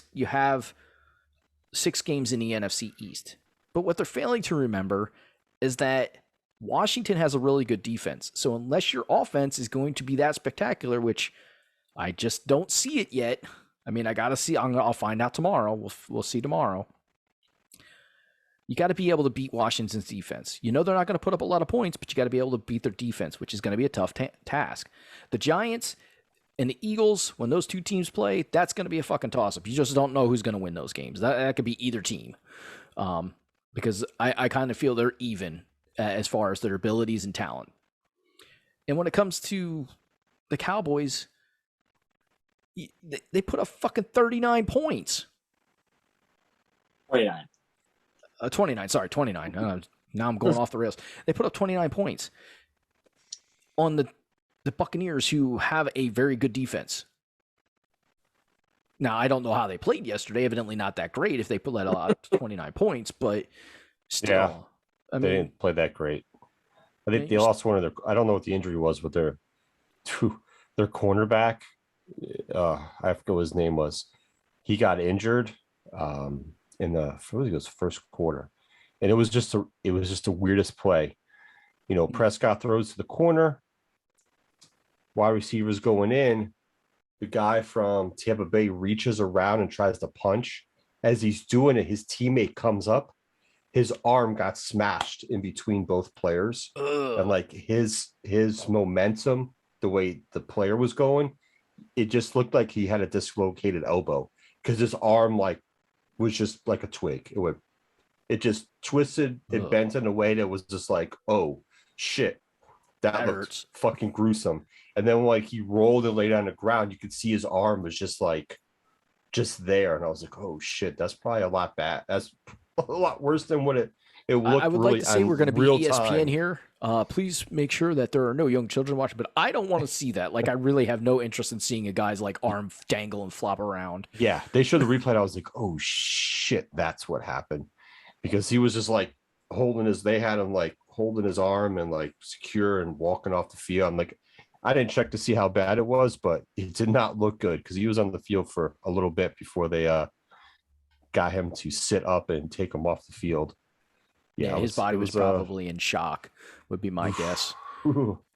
So yeah, it was one of those weird things. So when the Eagles play the Dallas Cowboys, it's like, okay, are you going to get the Dallas Cowboys that are going to put up 30 points easily, or are you going to get the Dallas Cowboys that can't, find their fucking way out of a tunnel, an easy lit tunnel? You just never know what you're going to get.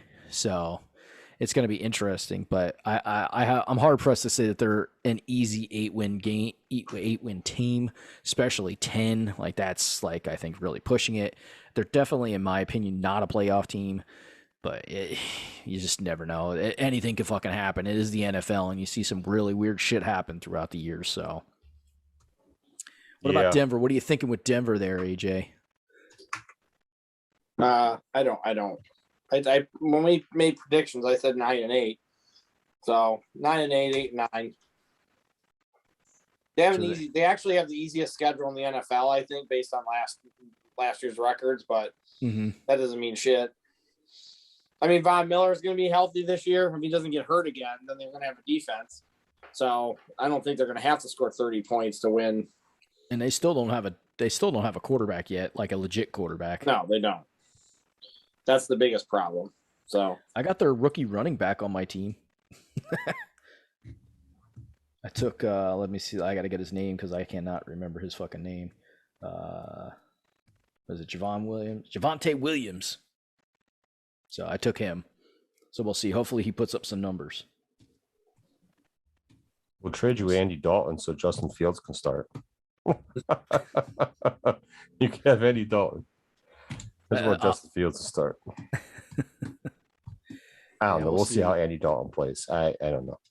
I'm worried about Sunday night because we got to play the Rams. I don't think Darnold's playing, but still, the rest of that defense is good. We'll see what happens.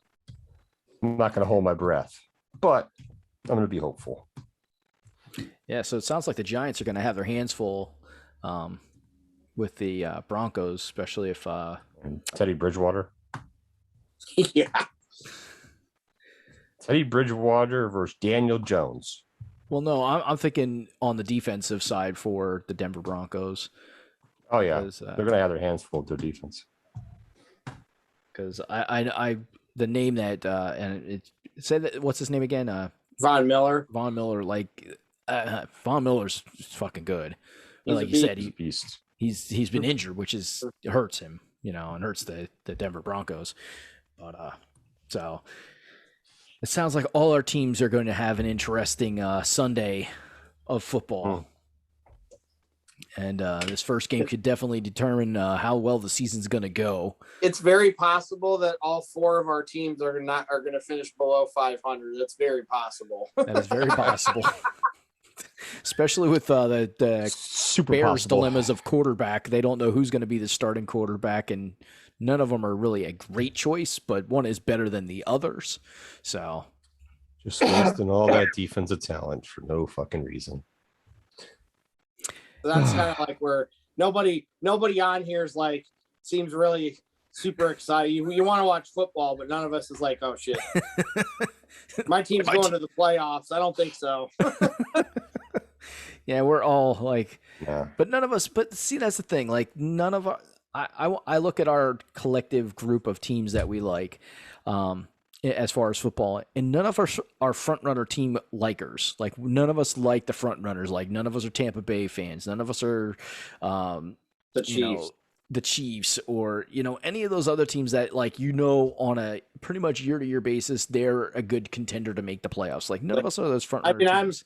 I'm 100% rooting for the Chiefs tomorrow because they're playing the Clowns. Well, so yeah, okay. All I need is the Browns to win this game because then they're going to the Super Bowl if they win this game tomorrow. And let's make the Super Bowl banners now, week 1, baby. So because the fuck eyes lost today, everybody here's got to get the Browns bandwagon now. So yes, they did that.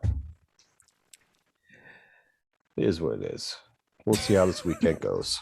Pat must be hurting. Pat's shaking his head. His head's hurting. What happened, Pat? Nothing. I'm just He likes to shake his head. thinking of Ohio State fans. See, it's funny. Everybody in the nation hates Ohio State fans except for Ohio State fans. They love each other. Everybody else is so like, funny. I hate them. There's a lot of college football teams I do not like. I think the Buckeyes have the worst fans in college football. Like if I could pick one team to vote in, and I see it every week, and I see it every fucking all season, I think they have the worst fans in college football. And I've read some books about college football, and I've had like guys from other, I've read like a guy from USC wrote a book and was talking about how the fans in Michigan were not nearly as raucous and rude and assholey as the fans in Shitbus. So I've read other people. It's not just me because I live here and I hate the Buckeyes. I've read other things where they've said that the Buckeyes fans are pretty bad. So yeah, I wish I could find it. Somebody posted on Facebook. It was we're all. It was like the O but it was the green and orange, green and yellow O, which is for Oregon. Tonight we're all Oregon fans because I guess that's who they were playing. Well, the Buckeyes. I saw a Oregon. video of like one of the band people from Ohio State tripping when he came out of the entryway today. Like he completely like face planted. Nice. And they were like, maybe we should have taken this as an omen. No. Well. You know, that who's their coach? I can't even think of who's the Buckeyes coach right now. Uh-oh, I lost my audio. Say it again, AJ. His name's Ryan Day. Oh, Ryan Day. Oh, that's right. What's his name left? Yeah, he coaches Jacksonville. Yeah, that's right. He got out before he could get indicted for anything. Yes. Pretty much. Well, it doesn't matter now because now they can do all that shit now, so. Yeah. Yeah. Pretty much, yeah. But which is like my brothers are like said they're not watching college football anymore because they think it's stupid that these guys are getting $5 million and they haven't done shit. Well, you can blame the people who are sponsoring them then. Pretty much. So the NCAA has approved. Oh yeah, players paid. Oh yeah, these kids are getting paid. They're signing contracts. The coach, the quarterback from Ohio State's driving a Lamborghini around. Yep. So just a quick thought before we go into our Mount Rushmore. That's right, baby. Mount Rushmore is back. We got an interesting one for you guys. I'm all about players getting paid.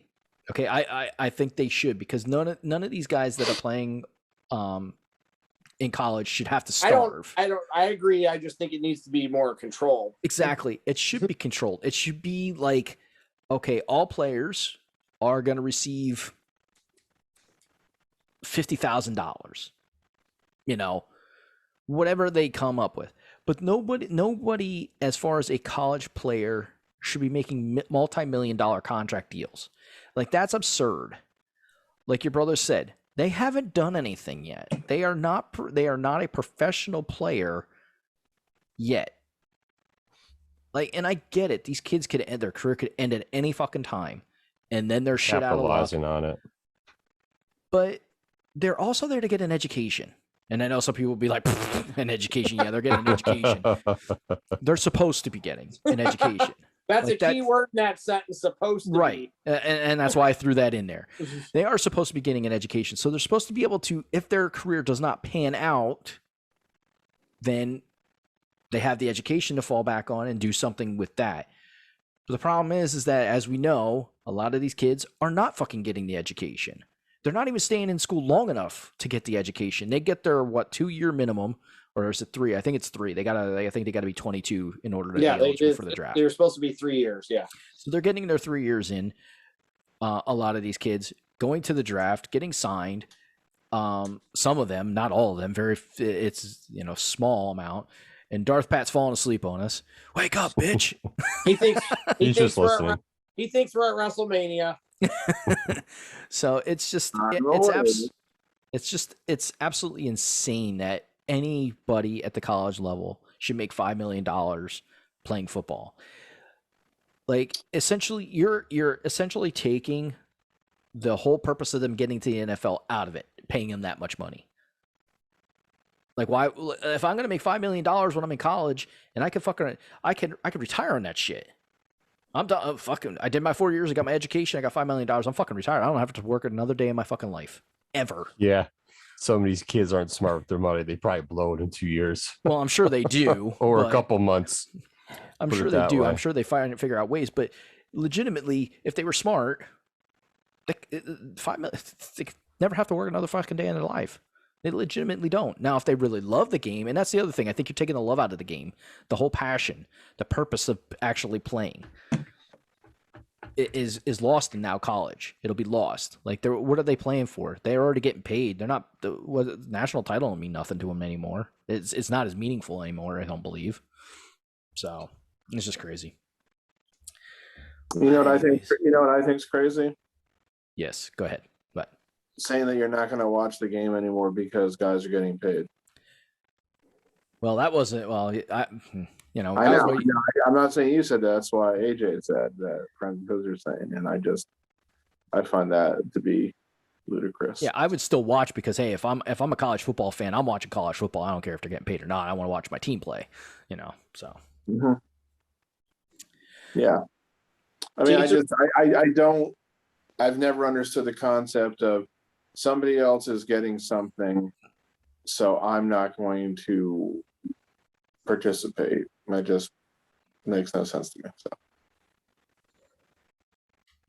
Yeah, because your decision to do that doesn't affect the bottom line of them still getting paid. They're still going to get paid whether you watch the game or not. Mm-hmm. Yeah.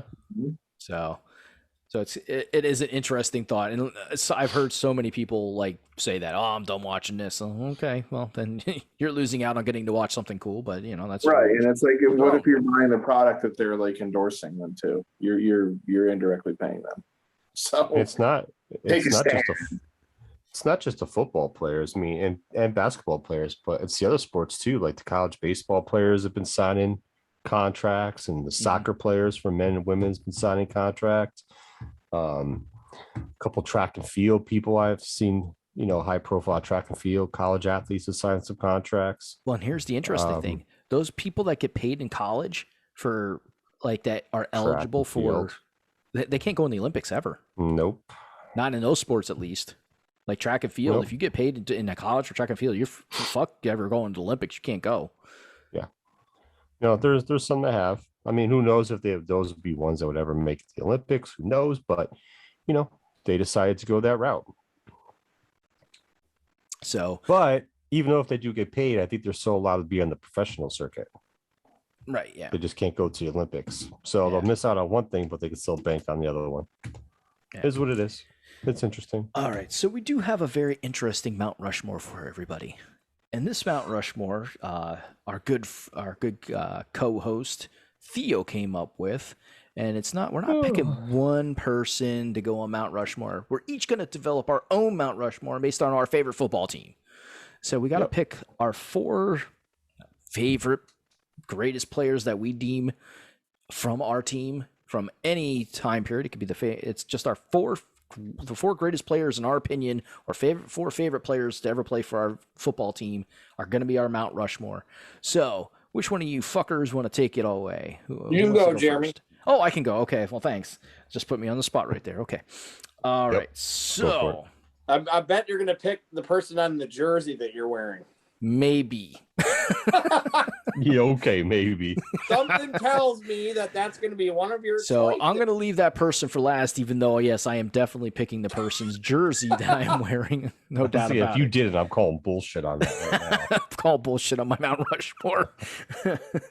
So my Mount Rushmore, even though I never watched this person actually play, he is probably one of the best offensive players that's actually played for the Eagles, and that was Harold Carmichael. He was very few Hall of Famers too, I think. Yeah. Like I never actually got to see him play because he played before my time. Like he played when I was a baby and before I was even born. So I did not have a chance to see him play, but I've seen a lot of clips. I've seen a lot of his stats, and he is definitely one of the best offensive players that's ever played for the Eagles. And then there's Brian Dawkins. I gotta put him on my Mount Rushmore. Like being a defensive that's guy, valid. Loving defense, he's got to be on there because he is probably, if not the best, one of the best safeties that ever played for that team, easily. And then it's a toss-up. Like I want to pick a quarterback, but it's hard because all the quarterbacks that played, out of all of them, there's only one that really was a really great quarterback for the Eagles, and people are probably like, anybody that's watching this and is an Eagles fan is probably not going to like this pick, but I have to put him on the Mount Rushmore. And no, it is not Nick Foles. All right. Nick Foles did not have a career as an Eagle that validates him being on, even though he has a Super Bowl win under his belt. His career was, one, not very long, and two, was not very spectacular. Go back and look at the stats. His stats are not that spectacular. And I love Nick Foles. Get it over with. No, I'm kidding. And it is Donovan McNabb.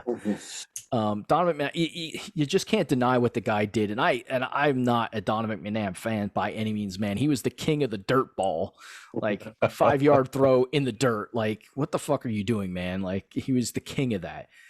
He was also the king of the choke when it came to big games. Him and Andy Reid like choked together. It's like they both had a bad hot dog and couldn't like swallow it. But I got to put him on there because he is probably, if you look at Eagles quarterbacks over the time, he's definitely the best overall Eagles quarterback that's ever played for them. And then, of course, my favorite player of all time, the whole reason that I ever played football in the first place is on my Mount Rushmore is definitely Reggie White. He is by far, even though he didn't finish with the Eagles, he is by far the greatest Eagle to probably ever put on a green jersey. And once again, that's my personal opinion, but so that's my Mount Rushmore. You got Harold Carmichael, Brian Dawkins, Donovan McNabb, and Reggie White. All right, who's up? Who's going next? That's a good Rushmore. Darth Pat. Okay, Darth Pat, the Giants, Mount Rushmore. What you got? Well, I've thought about going, to the history and everything, and I said, nah, it's probably overdoing it. So I'm not gonna start saying all the guys from the years gone by from Pride Where I Live. So I'm not gonna, put Mel Hine or Frank Gifford or Sam Huff or Andy Robustelli or Y.A. Tittle or Grant Harkington on mine. I'm gonna stick to the AJ philosophy, if you will. Lord have mercy. That's interesting. Of players who actually saw play. So obviously LT. Mm-hmm. He's the absolute no-brainer. Moving on from LT, Mr. Good Morning America, Mr. Michael Strahan. All right, 2 defensive guys so far. Yep. And Eli is going to be on there because he is still the best quarterback in franchise history, and he will be in the Hall of Fame. Mm-hmm. And, like the sentimental part of me wants to say Phil Simms. But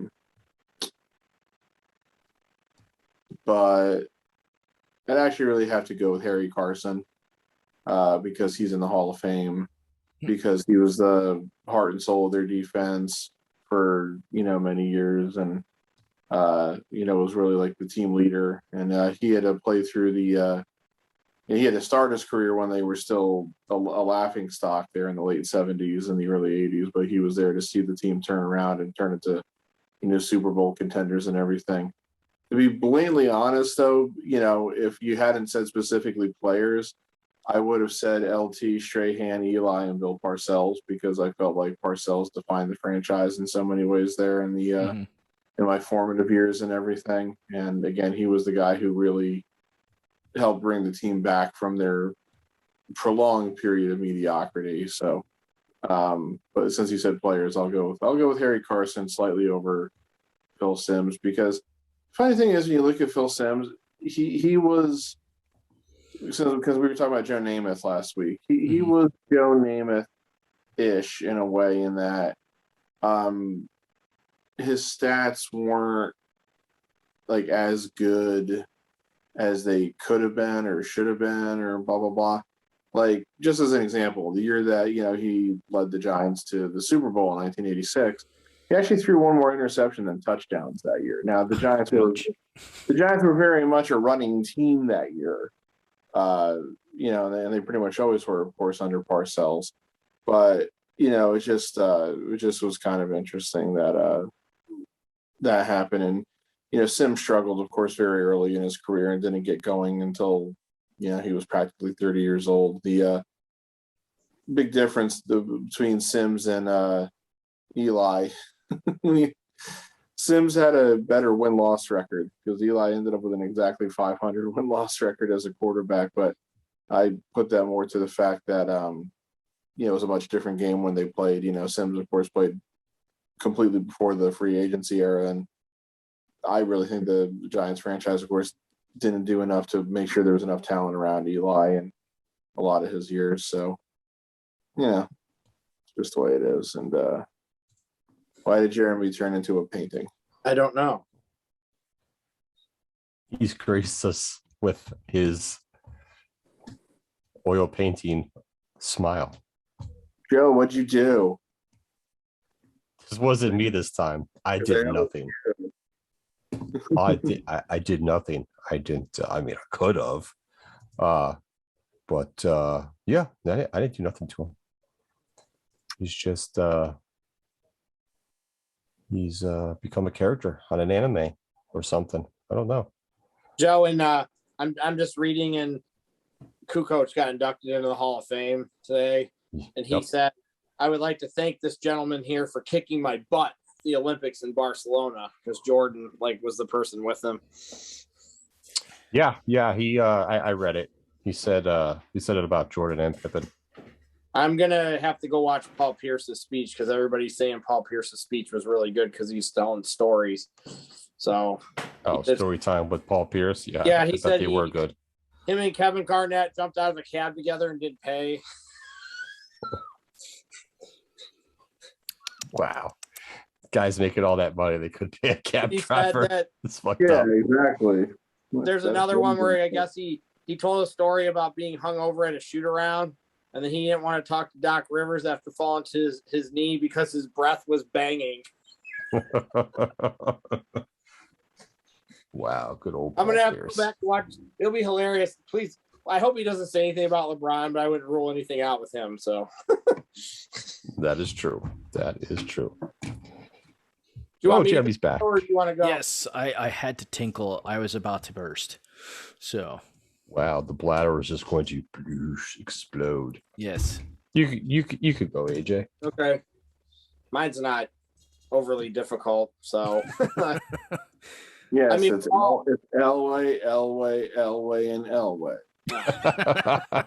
I didn't know there was 4 Elways that played for the Denver Broncos. I'll take Elway. I'll take Terrell Davis. Terrell Davis is still my favorite running back. Not the best, but he was my favorite running back, probably. Shannon Sharp, even though I don't like him as an announcer, doesn't mean I don't like him as a player. He loves LeBron. Let me tell you something, Skip Bayless. You gotta go with me without opinion. You better back it up before you talk to me, man. And I'll take Von Miller because Von Miller is the best defensive player I've seen play for Denver. He's a beast. I mean, he helped them. They won a Super Bowl because of him. So. That was easy. So, yeah, man, that was quick too. Damn. He's overlooking Carl Mecklenburg and Steve Atwater and Ron Smith and Easy Ed. I'm not overlooking anybody. I know. I'm just throwing out other guys there who I think of when I think of Broncos. So. Yeah, Steve Atwater. Shit, that dude was awesome. I mean, if I was going to pick one defensive player, though, I'm going to take Von Miller. Yeah, that's understandable. I mean, it's a little difficult to see why you left Tebow off your list, but yes, sure is. Yeah, good old Tim Tebow. Elway just slightly edges him. I mean, if I would have taken a receiver, I would have taken Rod Smith over Ed McCaffrey. So, yeah, I feel like Rod Smith's been underrated as in the years since he retired. I have Terrell Davis, Elway, and Rod Smith jerseys, and Champ Bailey. Those are the jerseys. Champ Bailey, he was a good defender too. He's good. That's another one. So I really like Sharp. Sharp was, like I said, I think Sharp changed the tight end position completely. So yeah, he does like LeBron, and I don't want to hold that against him because this has nothing to do with what he's doing off. Strictly what he did on the field. And I liked Shannon Sharp until he started liking LeBron. So well, he has to like LeBron because you have to have a counterpoint to that. Skip Bayless. Just complete, viscous, massive, complete anti-LeBron sentiment that is Skip Bayless. So. I know Joe's gonna go. I saw something that I had to do a double take the other day, guys. Supposedly Colin Cowherd watched wrestling and now he likes wrestling. I saw it. Like he loves WWE now. First off, I'm gonna have to go look this up. This is the guy that said everybody that watches wrestling is a redneck years ago. Booger eater. The main question though is that for this topic is, what the fuck did he watch that made him like wrestling? Yeah! Like, please tell me it was. If it was Raw, I don't. No, I call bullshit. I think he watched SummerSlam. He watched SummerSlam. Please tell me it wasn't the Jericho Nick Gage match. No, like it was. He definitely likes WWE. It's not AEW. So he watched SummerSlam. I believe SummerSlam sold him. Wow. Not even a top 10 SummerSlam of all time. I did a double take. That sold him. I did a double take when I saw it, and I had to look again and say, is that really Colin Cowherd? And he's like, I'm all in. I like wrestling. I'm like, what the fuck? So I got to make, since we're talking about sports announcers, before Joe gives us his Mount Rushmore, Stephen A. Smith is getting a new show. Oh, boy. It's called Stephen A. Smith and nothing else. Well, it's pretty much his host got booted, and he's getting his host got booted. He's getting the show himself. Yeah, he's getting the show himself, and he's going to have on special guests like co-hosts. Well, it's actually being called Stephen A. Smith and nothing else. Yes, we're daring you to watch this. And guess who one of his first co-hosts is? Just take a wild fucking guess. Oh, Michael Irvin was his first one. Okay. Yeah. Oh, they already went at it. It was hilarious. I watched it. I just wanted to, whatever. And Tebow's another one. Ah, there it is, Tim Tebow.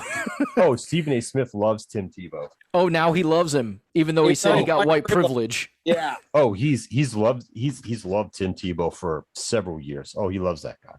Yeah. Oh, absolutely.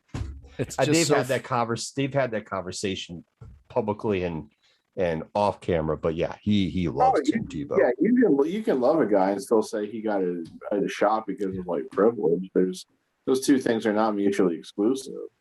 Yeah, I was just like, wow, like, I mean, I don't get it, but whatever. Like, I don't know how you can say that about somebody and love that person. Like it doesn't make sense to me, but it's a dynamic that I won't understand because I don't think like that. But that's okay. I'll tell you how it works, Jeremy. You gotta understand. The concept here is very simple. I'm going to do and put on the air whatever it's going to do that's going to get me ratings, which is going to get me more money out of ESPN. That's the way it works. Oh, my God. But you are correct. That's how it works these days. Yeah. Unfortunately. All right, Joe. With that, what is the Bears Mount Rushmore going to look like? I already know two of them for sure. Probably three of them. So three of them I've watched live. The other one I didn't. But I've watched a lot of old games. Okay. On the NFL Network and online, not just of old Bears players, but of a lot of other games too. But the first and obvious one on here is Walter Payton, of course. He's never going to be left off any of my list, period. The next one is Dick Butkus. He is my second one that I went back and watched. And very defensive heavy because why would the Bears have anything else on offense besides Walter Payton? We can't get shit for receivers or quarterbacks. We can find running backs and defensive players. He said butt kiss. And not just any kind of butt kiss. It was a dick butt kiss. Yes. It was. What were his parents thinking when they named him that name? Dick butt kiss. Like, really? Come on, man. Well, they probably weren't thinking about that specifically. Yeah, because his first name's probably Richard. 40, 50, 60 years later. Richard Butkus. Probably. So Dick Butkus, and then the other two are Mike Singletary and Brian Urlacher. I figured those two linebackers are going to be on there, and Walter Payton. Dick Butkus was the surprise for me. Oh man, I can't believe you snubbed Willie Gault. To be honest, I wasn't sure if I just wanted to do the AJ thing, however Pat worded it. Just go with guys from your lifetime. Yes. Yeah. Or not. I thought about it because if I didn't do that, if I would have done that, Devin Hester would have taken Dick Butkus' spot.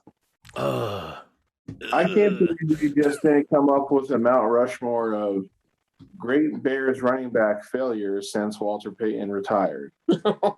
Ouch. There haven't been that many. Well, there's at least two I can think of without having to think too hard. Failures? Well, I mean, yeah, Cedric Benson and Curtis Enos. Rashawn Salam. Oh, yeah. There you go. See? Well, don't do it that hard. You're one away from a Mount Rushmore. Let's see. Can I think of anybody else? Honestly, those would probably be the only three. Yeah, now that I'm thinking about it, maybe it would just be those three. It would only be those three because they're the only ones that were like high profile coming out of college. Because they have had other good running backs. So we had Matt Forte for 9 years. We had Neil Anderson. Neil Anderson was good. Yeah. We had Thomas Jones. Yeah, no, running backs has always been okay for the most part. Well, I also can't believe you left Bronco Nagurski off your list. Oh, I only picked one old school guy. That was only going to be Butkus. And you just let's go back to the sneakers game, Joe. Pat, you just Phil McConkey, so Phil McConkey. You know the problem with Phil McConkey was that he was crazy.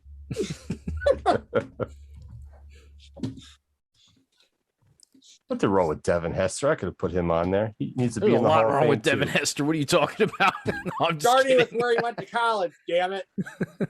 That's irrelevant after the fact. Listen, I've had guys from the U and now Ohio State on my team, so I just have to deal with it at that point. Devin Hester's jersey is the one I have on currently. What's wrong with Devin Hester?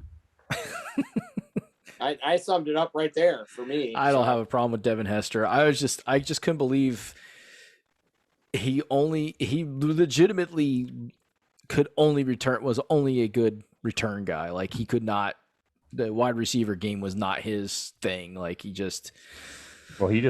thing with him is in college, he only played a couple snaps on offense. He was mostly a returner and a defensive back. And when we drafted him, we just kept him at returner because he was that special. Right. He played a couple games. I think he played a couple games as a slot cornerback and a number 2 CB a couple times. Then they decided to put him on offense. He was an average wide receiver. Mm-hmm. His hands were average in regards to it. You know, he had the speed to make up, but they had other guys to throw the ball to. Yeah. He was a guy of average size, average speed, average quick. Not average speed. No, average speed was average agility. Average. I think he's talking about me. Average carpentry skills.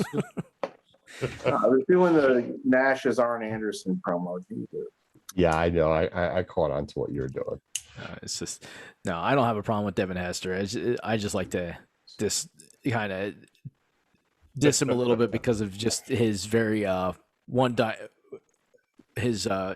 singular dynamic there of being a return guy. But hey, That's fine. a hell of a career out of being just a return guy, that's for sure. Yep. I can't think of another return guy that probably is as good as he was. But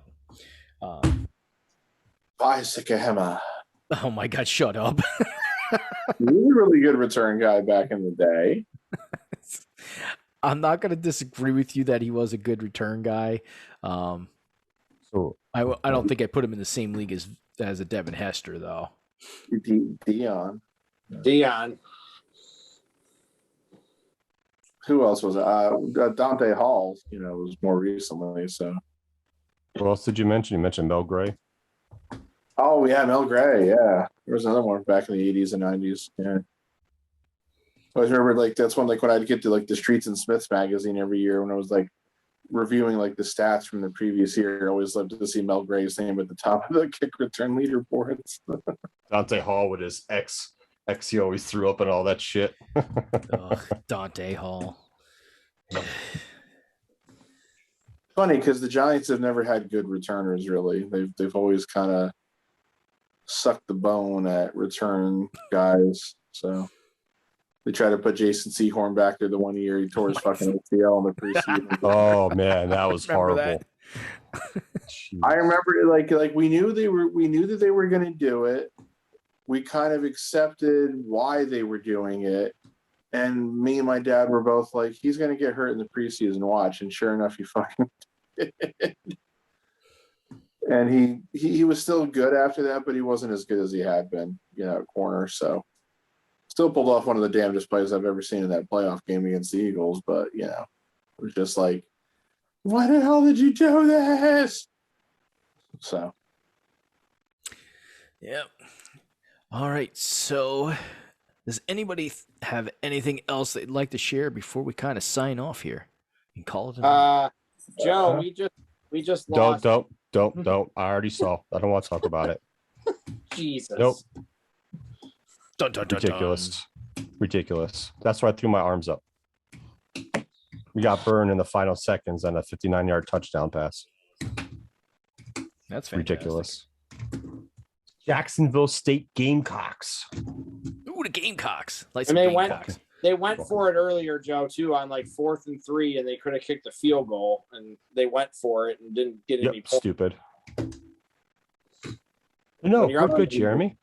You're giving me great hope that Notre Dame does in fact suck then. I got a quick ask. How did Penn State do? Did they play this week again? Yeah, they played Ball State. They won pretty easily. Yeah, I would think so. Ball State, is not. Well, Ball State won the MAC last year for what that's worth. But yeah, I don't think it was ever really in doubt much. Yeah, they had a 2-touchdown lead by the end of the first quarter, and they won 44-13, so they were fine. Yeah, that's a route. Next week they play Auburn at home, which will be should be an interesting game. So, all right, cool.